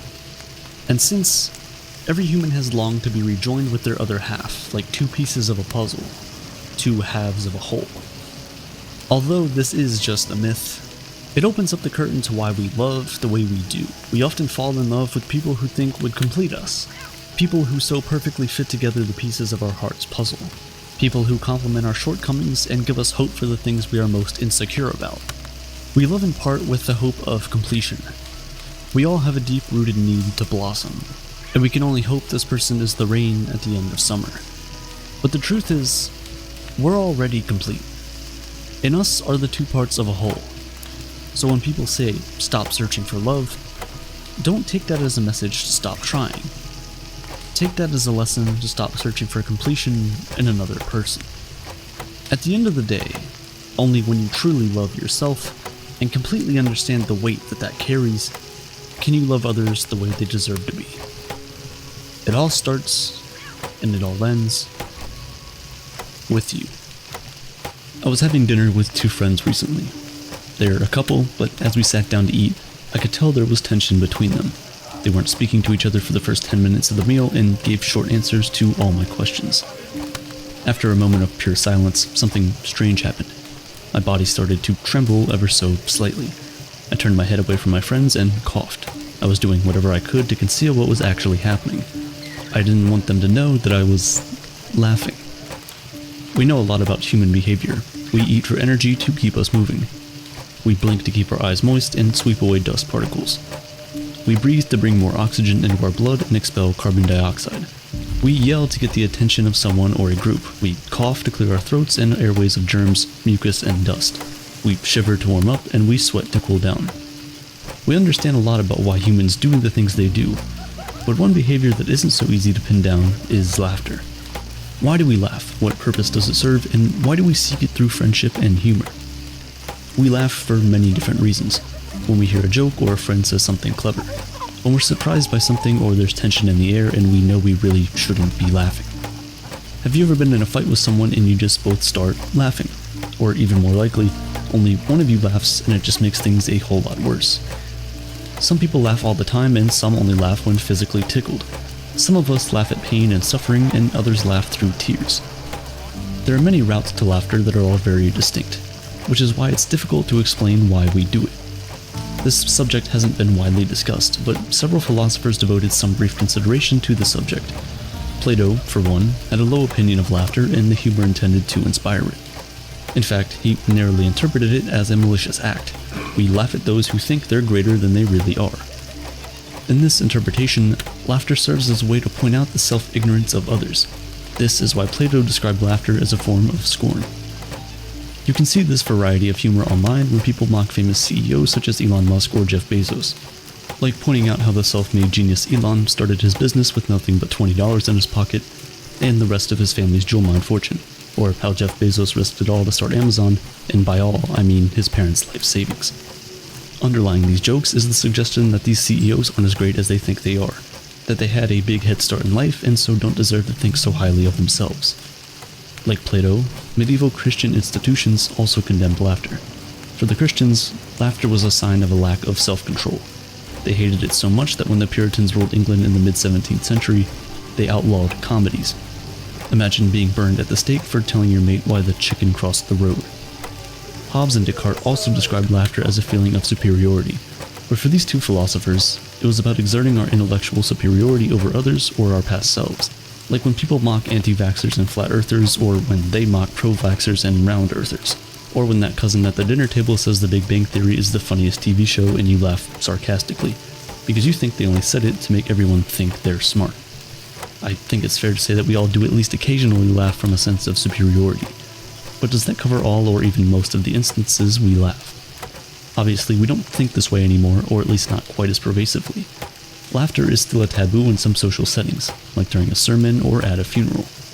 But we appreciate laughter more now, and even value it. For over 100 years, we've been watching people make us laugh in film and television. We go to live stand-up comedy shows and sketch performances. We seek it out and are not ostracized from society for doing so.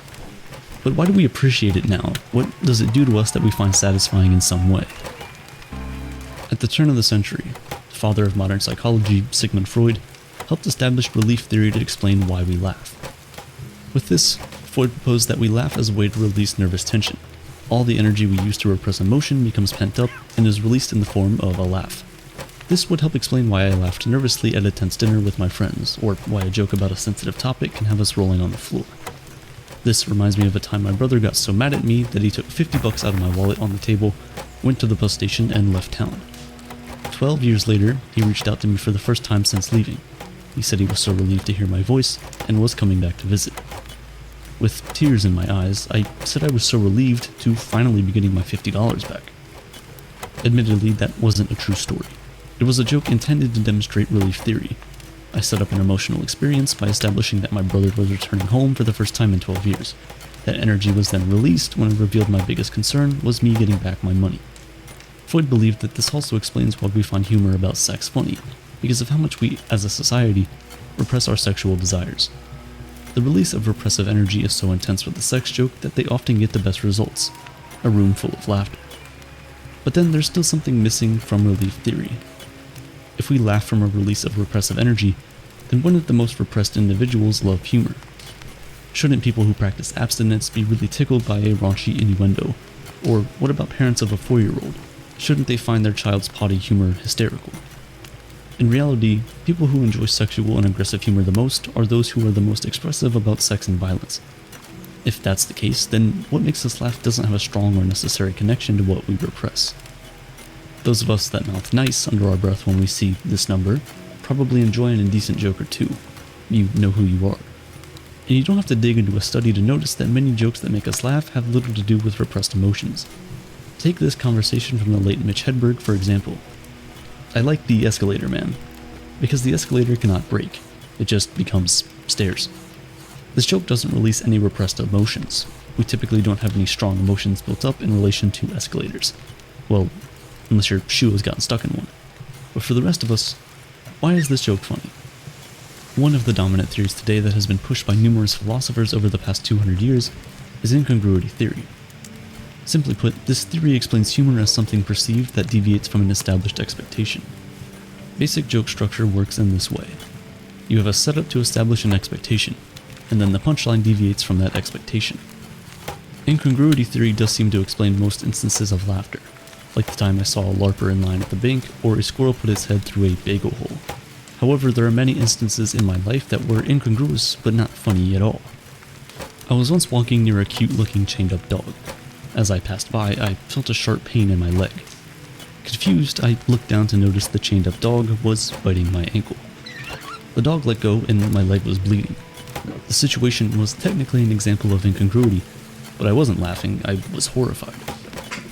Kierkegaard explains this by saying that the tragic violates our expectations as well as the comic. So for something to be funny, it also can't be painful or destructive. Incongruity theory was modified further by philosopher Michael Clark to include the condition that the person must enjoy perceiving it for it to be funny. The problem with this modification is that the theory is still too inclusive. We enjoy many deviations from our expectations that don't make us laugh. Sometimes they're simply bizarre or grotesque in a manner we enjoy, like when we watch a horror film, or the way the Romans enjoyed the gruesome spectacle of the Colosseum. With many finding incongruity theory to be less than satisfying, a new general theory of humor was conceived in 2010. The authors of the benign violation theory contend that all instances of humor must contain a violation that is benign or harmless. But what does that mean exactly? Violations in this theory can be both physical and cognitive. Physical violations are things like being tickled or threats to our physical body. The cognitive are things that violate our personal dignity, societal norms, linguistic norms, and moral norms. When these cognitive thoughts or ideas are violated and we realize that the violation is harmless. It reminds me of when a friend came over for dinner the other day. I was roasting vegetables in the oven and my friend asked if the vegetables were burning. That's when the fire alarm went off and we both laughed. So why was this funny to us in that moment? The fire alarm alerts us to a physical violation, a possibility of fire. We know that in light of our previous conversation, the violation is benign. Our vegetables have just been in the oven for too long, and there's no actual fire. Benign violation theory can account for most instances of humor, but can it account for all things that make us laugh? Dr. Robert R. Provine, a professor of psychology and neuroscience, put forward the idea that most laughter isn't triggered by formal jokes, but rather by everyday communication. In a study he conducted, Dr. Provine and some graduate students listened in on average conversations in public. What they found was surprising. Only 10 to 20% of laughter came from anything resembling jokes, the rest came from everyday conversation. We have to conclude then that most laughter isn't triggered by things that are funny. Most of the time, laughter can be separated from humor. What's largely missing in the previous theoretical approaches to explaining laughter is the social element. We're 30 times more likely to laugh with other people than we are alone. How many times have you watched a sitcom with people around you and laughed, and then watched that same show alone in near silence? Love it or hate it, it's because of this exact reason that sitcoms throughout television's comedy history had laugh tracks. The TV shows were trying to simulate the social experience of laughter, and studies have shown that they actually worked. On average, people laugh more at a show when there's a backing track. So the next time your cousin brings up Big Bang Theory for the umpteenth time, tell them to watch the show again without the laugh track, so the producers aren't telling them when to laugh, just so they can feel smart. Dr. Provine also thinks that laughter has an evolutionary purpose that is social. Laughter eases the tension in a group with the purpose of bringing about unity. When I was at the tense dinner with my friends, it makes sense that my instinct was to laugh. More than anything, I wanted to unify the three of us as we sat in silence. Further to this point, studies have outlined that in close relationships, laughter makes people feel closer, more connected, and more satisfied. It may be cliche to say, but there's truth to the common phrase, couples that laugh together last together. If Dr. Provine's evolutionary theory is true, then laughter serves a very important place in our society, to bring us together. In light of all the theories we've explored and studies we've considered, how should we go about trying to make people laugh? If we use benign violation theory to construct a joke, we know that to make a group laugh, we need to poke fun in a well-intended way. But what if part of your audience doesn't think your violation is harmless? What if they're hurt or offended by your joke? When our jokes target groups of people by race or gender, for example, they might seem benign to those people outside the targeted group of the joke. But what about those within it? If the evolutionary purpose of laughter is to unite a group, what are the ethical considerations with jokes that divide? This is the dark side of humor. As much as it can make people feel like they belong, it can also exclude others from the group. That's why we have the expression, inside joke. It's this side of humor that Plato described as scorn, and though there's much more to humor than Plato's cynical take, he did consider a specific use of laughter that is real and malicious. That leaves us with an important question to consider. When we make a joke, should our aim be that everyone finds the violation harmless? And is that even possible? In the end, all we can do is ask ourselves whether our aim is to unite people for the greater good, or to exclude others. And if the latter is the case, is it really worth it? This reminds me of a time I felt excluded by my peers. Out of nowhere, they started mocking me for wearing jeans and a coffee-stained sweater. They were suddenly put off by me yelling, "That's what she said," when the mood called for it. And they really couldn't stand the way I whistled when I thought someone was hot. Worst funeral ever. Oh God. Who is your favorite superhero? Wait, what? Worst funeral ever. There are so many to choose from that it can be tough to pick just one, but for millions of people, the answer is undoubtedly Black Panther. Portrayed on the big screen by the beloved Chadwick Boseman, Black Panther was an instant global phenomenon. Millions of moviegoers the world over flooded into theaters, some more than once, to escape into the colorful, Afrofuturist nation of Wakanda and watch the daring exploits of King T'Challa. It was, at the time, the most successful solo superhero movie to ever be released, beating out classics like Christopher Nolan's The Dark Knight. Today it remains one of the most celebrated cinematic achievements in the entire Marvel franchise. It's undeniable, we love the King of Wakanda. So much so that I'm sure many of us have found ourselves wishing that both he and the nation of Wakanda were real.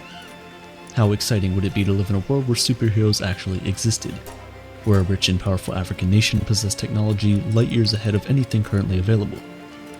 Sorry to burst your bubble, but the reality would likely be much different than anything depicted in the MCU.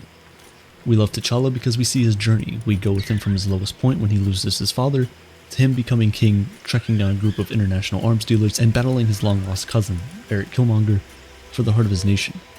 But how would you feel if a foreign king you've never heard of suddenly revealed that he had superhuman abilities? And more than that, that his country controlled greater technology and more wealth than any other nation on the planet? Would you still love Black Panther then? The question is more complicated than a simple yes or no, especially given the complex issues of race, colonialism, and cultural identity surrounding Wakanda. Black Panther tackled these issues head-on, offering audiences a candid examination of some of history's greatest injustices. The central conflict of the narrative itself deals with the tensions created by the specters of racism and colonization. At the start of the film, the Wakandans are adamant about maintaining their isolationist politics, believing it to be the best way of protecting their nation from the chaos of the outside world. However, this view is challenged by the arrival of Killmonger, who seeks to upend the status quo. After defeating T'Challa in ritual combat and assuming control of the throne, Killmonger delivers a speech to the tribal council in which he recounts the struggles of Black Americans and asks, pointedly, where was Wakanda? According to Marvel lore, while the rest of the African continent was swallowed whole by Europe during the Age of Imperialism, Wakanda stood idly by. It was watched as neighbor after neighbor fell to foreign invaders and did nothing as entire populations were enslaved and their land plundered for its resources. Wakanda continued to hide in the shadows as further injustices were committed against black communities in the form of policies like segregation and apartheid, and offered no assistance when it came to overthrowing these repressive systems. While it's likely that many black people around the world would welcome the sudden entrance of a hyper-advanced African nation onto the world stage, others might share in Killmonger's sentiments and harbor varying degrees of resentment. This can make for some awkward political situations, especially regionally. Wakanda's vast fortune and technological supremacy would immediately position itself as the head of the African Union, dramatically reorienting the continent's balance of power, to say nothing of the rest of the planet. African leaders might demand that Wakanda share its advanced technology, or even its wealth, to make up for historic failures. Those not of African descent would probably be suspicious and maybe even fearful of the sudden change to the existing geopolitical order. Even more so after learning that the country in question is led by a king with superhuman abilities, the nature of which would likely remain a highly guarded secret. A massive PR campaign would have to be launched to try and portray T'Challa as a magnanimous and peaceful ruler, but undoubtedly the idea of literal God King leading the world's most technologically sophisticated military would be too much for many people to accept. Critics would be quick to point out the lack of democratic representation in Wakanda, as well as the obvious problems of having a hereditary monarchy. Sure, T'Challa may be a benevolent leader, but what about the next guy? What would happen if, for example, a long-lost relative who didn't share in T'Challa's humanitarian worldview somehow took control of the country? It wouldn't be too hard to imagine a scenario where a conquest-driven warrior king sought to expand Wakanda's borders. T'Challa, and in fact the entire nation of Wakanda, would become a highly divisive topic both among world leaders and individual citizens in a similar way to nations like Saudi Arabia and Russia today. This could lead not to just anti-Wakandan protests, but possible assassination attempts as both disgruntled governments and fearful citizens aim to remove this new threat.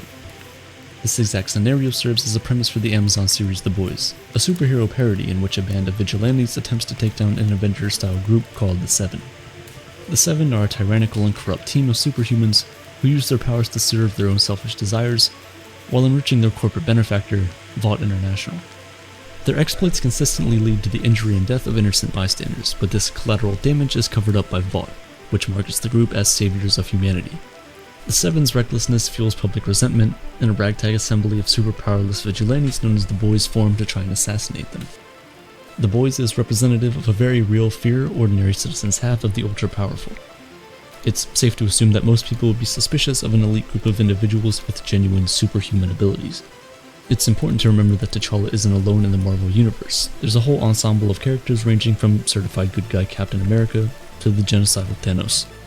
So if Black Panther exists, so should the others. With this comes a whole slew of new problems. By their very nature, superhumans create an imbalance in society. There's them, people capable of flying faster than fighter jets or chucking cars like they were wiffle balls, and then there's the rest of us, barely able to make it through our morning commute.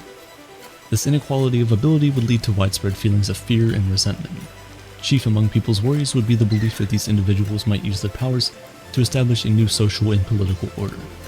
To help prevent this, we'd likely see the formation of anti-superhuman organizations. These factions would push for legislation that might help level the playing field, or at least establish a legal framework to protect ordinary citizens. Marvel's 2016 film Captain America: Civil War uses this idea as the central conflict of its plot. Following the disastrous fallout from Avengers: The Age of Ultron, the United Nations attempts to rein in Captain America, Iron Man, and the rest of the crew in the form of the Sokovia Accords. This legislation places the Avengers family under the control of the UN and effectively ends any form of independent autonomy. This leads to a rift in the group, as half support the independent oversight while the rest believe it to be a potentially dangerous obstruction. The film concludes with the Sokovia Accords still in place and half the team being forced into hiding.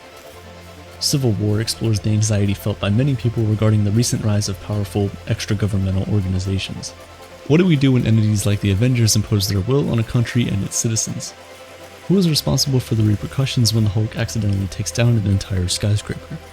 It's not a question with easy answers, but the Sokovia Accords are an example of how real-life governments might attempt to create safeguards against potential catastrophes caused by superhumans. It also clearly displays the impulse of international leaders to try and control this power as they would with biological weapons or nuclear technology, which, of course, would not stop merely at legislation. In a world with superheroes, militaries, governments, and even private entities would attempt to either recruit or manufacture armies of their own superpowered soldiers. Entire industries could develop in the rush to create the next Hulk or Captain America. Sadly, the sudden rush for superhuman superiority would trigger a new global arms race as geopolitical rivals seek to fill their ranks with the strongest, smartest, and deadliest individuals that science can create. It would be the Cold War all over again, but this time with superpowers instead of nuclear power. It's honestly a terrifying notion and one that we may soon be forced to contend with. Advances in gene therapy, robotics, and other cutting-edge fields have begun to open the door to a new world of human enhancement. In the next few decades, we may become capable of giving individuals abilities previously reserved for the realm of fiction. Superhero stories may one day be viewed not as far-out fantasies, but instead foretellings of our very own real future. The problem with these kinds of technologies is that they rewrite the rules of what is possible. Societies operate based on the assumption that human beings have certain limitations. If these limitations are surpassed, it'll force us to reevaluate how our civilization functions on a fundamental level. It might benefit us then to try and understand why exactly we're so obsessed with superheroes in the first place. While modern incarnations stem largely from the realm of 20th century science fiction, the idea of powerful champions battling monsters and saving innocence dates back to the very beginning of human history. The Epic of Gilgamesh is one of the oldest surviving pieces of recorded literature, and it's basically a superhero story. It tells of a legendary king with super strength, prophetic abilities, and unparalleled fighting skills who goes on a series of quests that culminate in the search for immortality. Over the course of his adventures, Gilgamesh slays demons, travels to the underworld, and undergoes a series of trials, but ultimately fails in his goal of learning the secrets of eternal life. Though initially despondent, his defeat leads him to accept his human limitations and instead learn what it means to live a good life. The story is a template for the epics that filled ancient literature. Gilgamesh's character provided direct inspiration for the demigod Hercules and heavily influenced the Greek poet Homer, whose work is filled with seemingly superhuman protagonists. These early heroes were created to serve as models of their society's virtues, instilling the values of bravery, fortitude, and honor into citizens. And just like the superheroes of today, these characters weren't perfect. Rather, each had tragic flaws that routinely led to disaster for themselves and those around them. Their strength wasn't in being able to perform astounding feats or slay countless enemies, but in their ability to face their flaws and learn from them. In fact, the archetypal plot structure of these stories, known as the hero's journey, provides a clear formula for personal growth. By leaving a place of comfort, encountering obstacles, and confronting our weaknesses, we're able to change for the better and hopefully return as a more complete version of ourselves. At the end of Black Panther, T'Challa is able to reconcile his political beliefs with that of his cousin. Although he rejects Killmonger's call to wage war against former colonial oppressors, he realizes that Wakanda's period of isolationism must come to an end. Heroes like Black Panther and Gilgamesh serve as role models we're meant to look to for inspiration. They represent the best in us and provide examples of how we might overcome difficulties in our own lives. We love superhero stories because they give us hope that we too are capable of great deeds, and because they serve as a reminder that every single one of us has the ability to change the world. So what if Black Panther was real? We may never know. But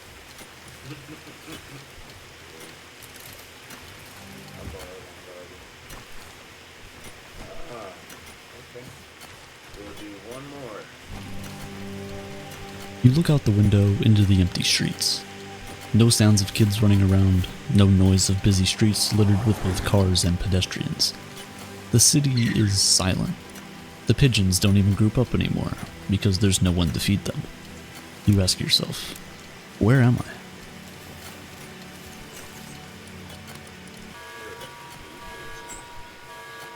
Your alarm rings. It's 9 a.m. Time to resume work at the office for the day. With a sad face, you walk to your desk, open up your computer, and sigh. I miss the old days, you say to yourself. This is nostalgia. It's the burning desire to go back to the past, to live the life we once had, or perhaps only a romanticized version of it. We want experiences, places, things, people, and even ourselves to go back to being what they once were. We remember our childhood memories without all the awkwardness, our first love without the reason we're no longer with them, our first kiss without the terrible acne we had. We remember a romanticized version of our past, one without the flaws, one where we know what's going to happen next, and one where we can tell what consequences our actions will have before we take them.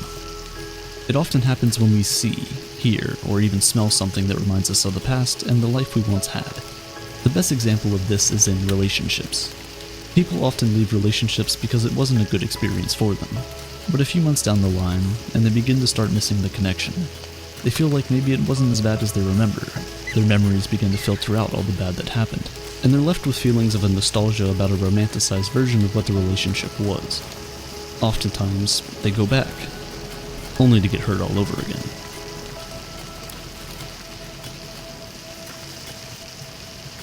Nostalgia can be pleasant, but as we've seen, it can also often cause us a lot of emotional distress. The 17th century Swiss physician Johannes Hofer, who came up with this name, classified nostalgia as a mental disorder. No one could understand why anyone would want to dwell in the past without that being the case. And for a long, long time, that's what nostalgia was, until one lunch in 1999 in Southampton, England. Konstantin Sadikidis had just recently moved to the University of Southampton and was having lunch with a colleague. He explained to this colleague that he was generally doing well, but a few times a week, he was hit with nostalgia of his former home at the University of North Carolina.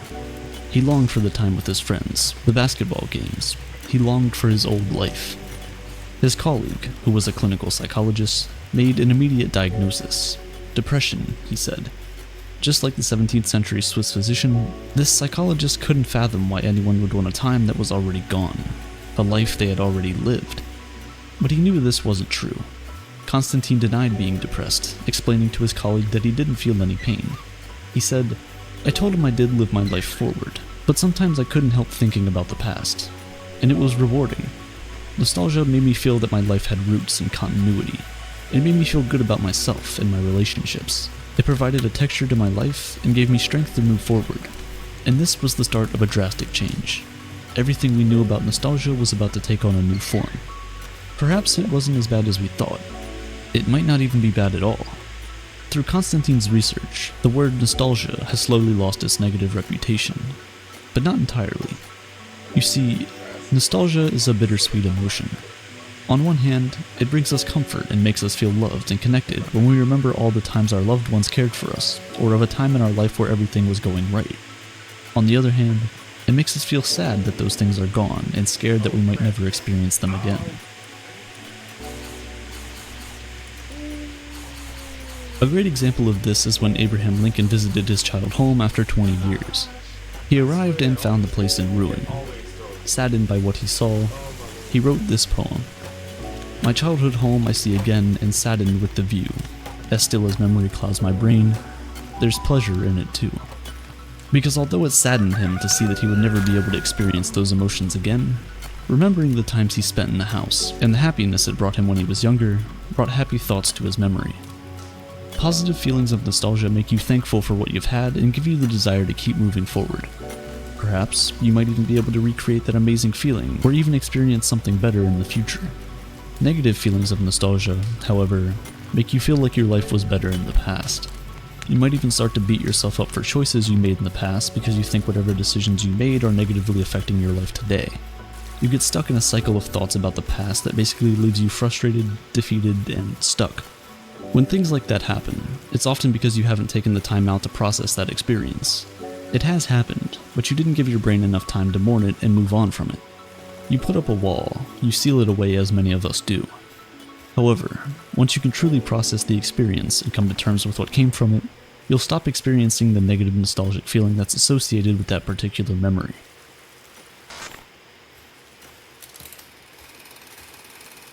One of the best things about the feeling of nostalgia is that it's all about you, and people love themselves more than anything else. Most human emotions we feel are felt as a result of external forces. We get sad when something doesn't go our way. We get disappointed in people when they do something unexpected that we'd rather they didn't. We get angry at people when they do something to agitate us. But nostalgia, nobody does anything to us. In fact, oftentimes, we can't pinpoint the trigger for our nostalgia. All we know is that a few times a week, we remember our old life with friends, family, and times we shared with loved ones. And as memories cloud our brain, there's pleasure in it too. Now, this does not mean that outside forces can't trigger nostalgia. As we all know, advertisers have discovered the power of nostalgia, and they use it to their advantage all the time. That's why you have Disney remaking all of their best cartoons. They're trying to make people nostalgic, so they flock to the cinemas, trying to recapture a moment of their previous lives.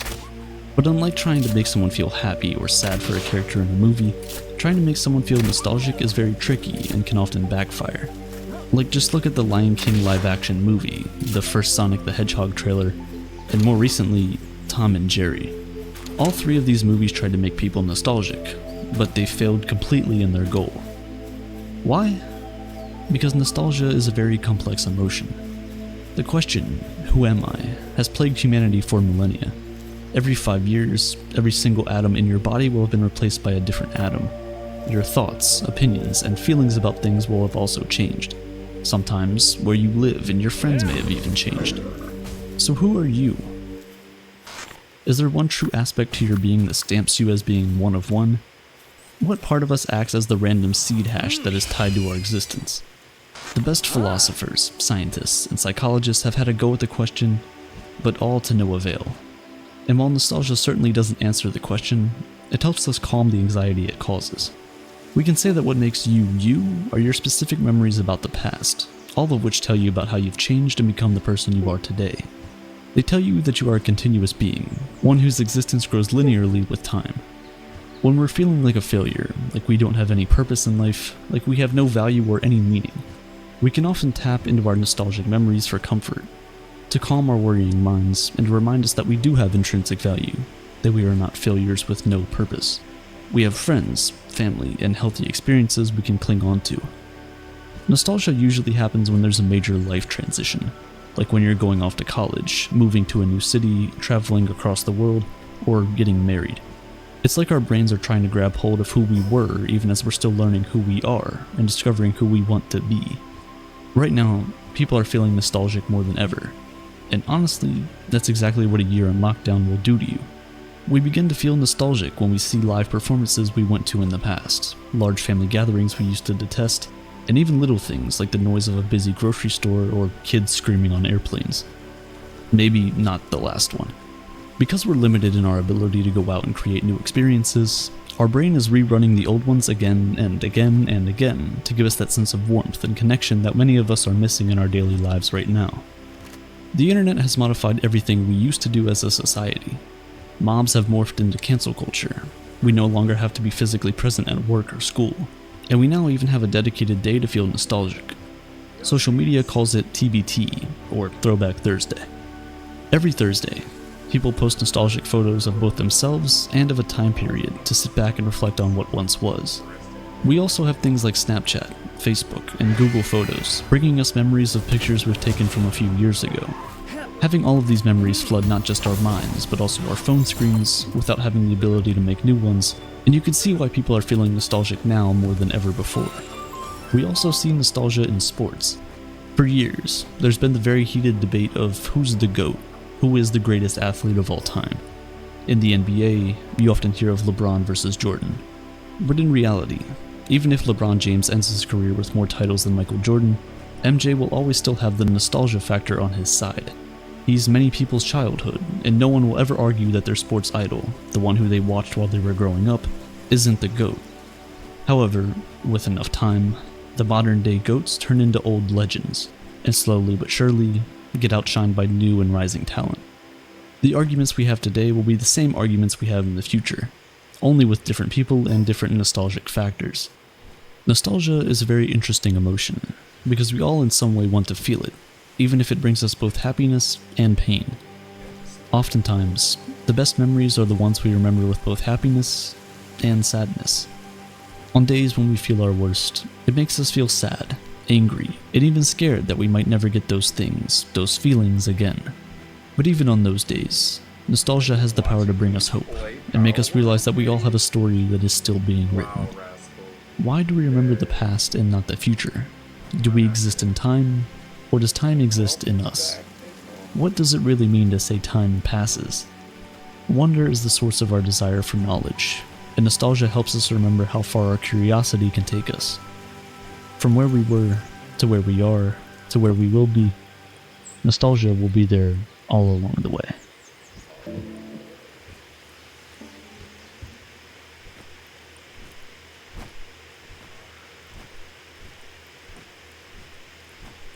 think that's it, guys. That was actually really dope for me. I enjoyed it. There's a lot of stuff that just makes you think, and a lot of what was said, I agree with, like, very much to a very degree.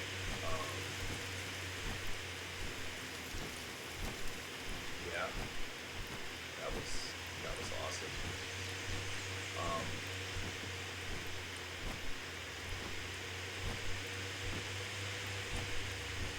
I'm trying to get to this place.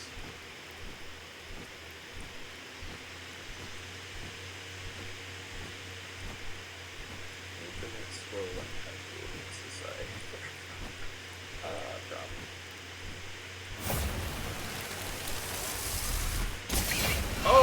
Oh, what the? Whoa, okay. What the?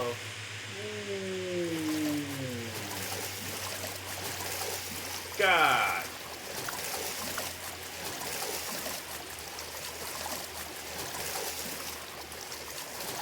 Goodbye. Huh.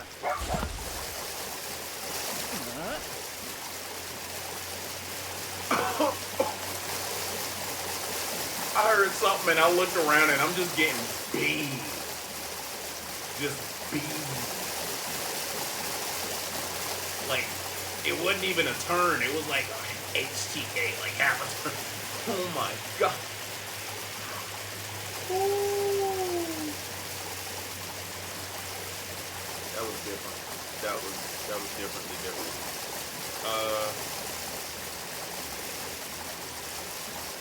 Hey yo, that's wild.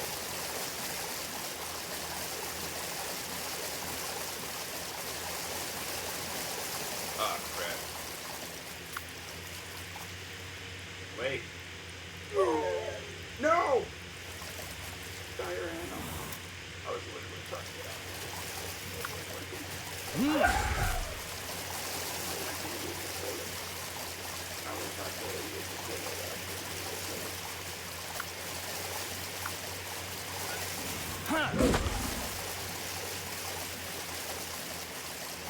Put him in the water. I don't think I'm gonna make this one.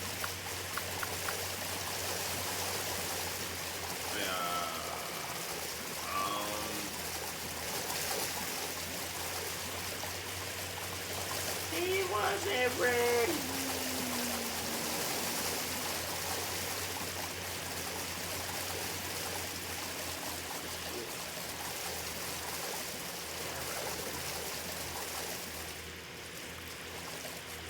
Oh, my stamina still goes down too. Okay. I forgot about that.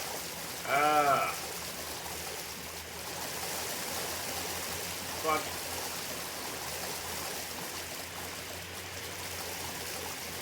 Let's go. Let's go. Oh god, I'm not gonna be able to make it. I'm not gonna be able to make it. I'm not gonna be able to make it. Can I do it? Can I? Ah! I did it.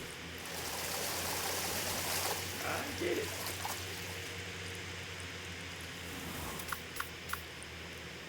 I mean, I have no mounts, but I did it. Let's see. I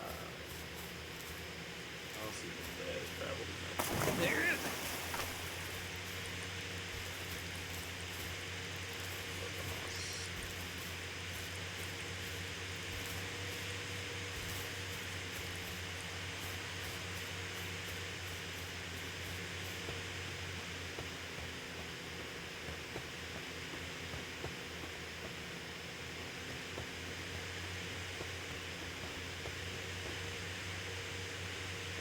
God dang, they beamed the brakes off of me, boy.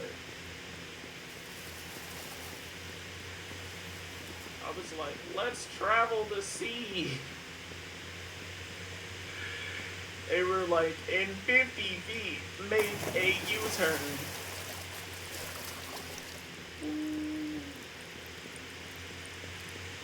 I don't think I made a U-turn faster today. Ooh, I see a statue though. So I know where we're gonna get. Fast travel too. Oh, that's not good.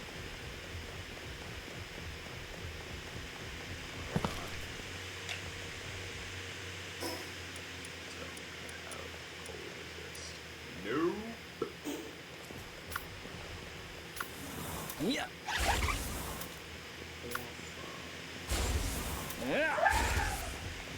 That's the wrong frame.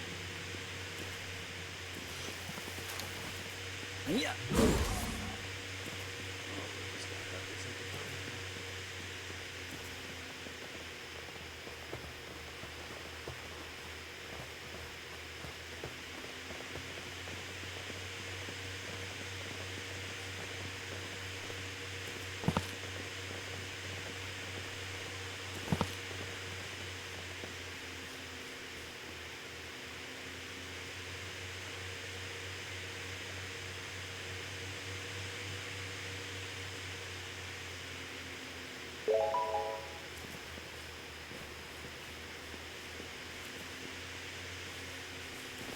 Icons?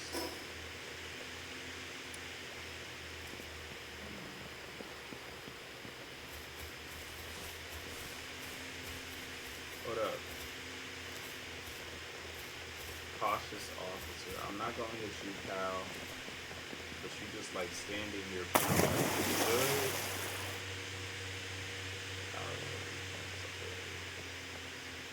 Yeah.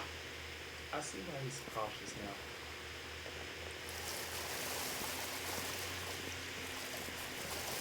What is that thing? Oh,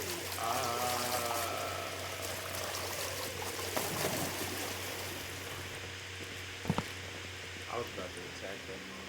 I'm so glad I didn't attack it though, because I wouldn't have even had the like ability to run away from that one.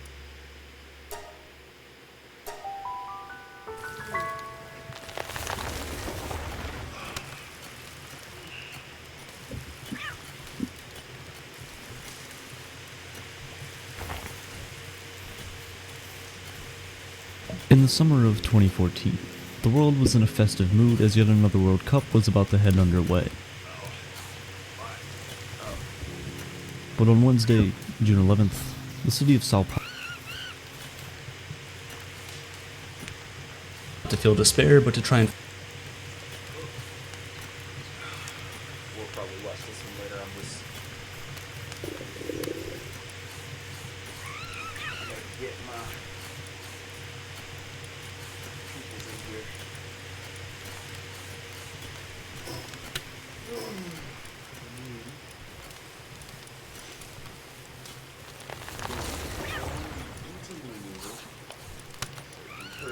Maneuver.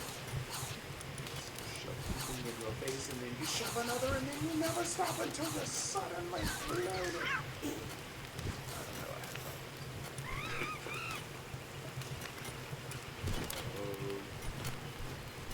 Alright. Anywho's, I am going to go ahead. Close that.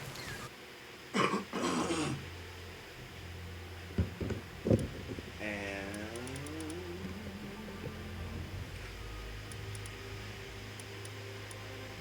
thanks for watching.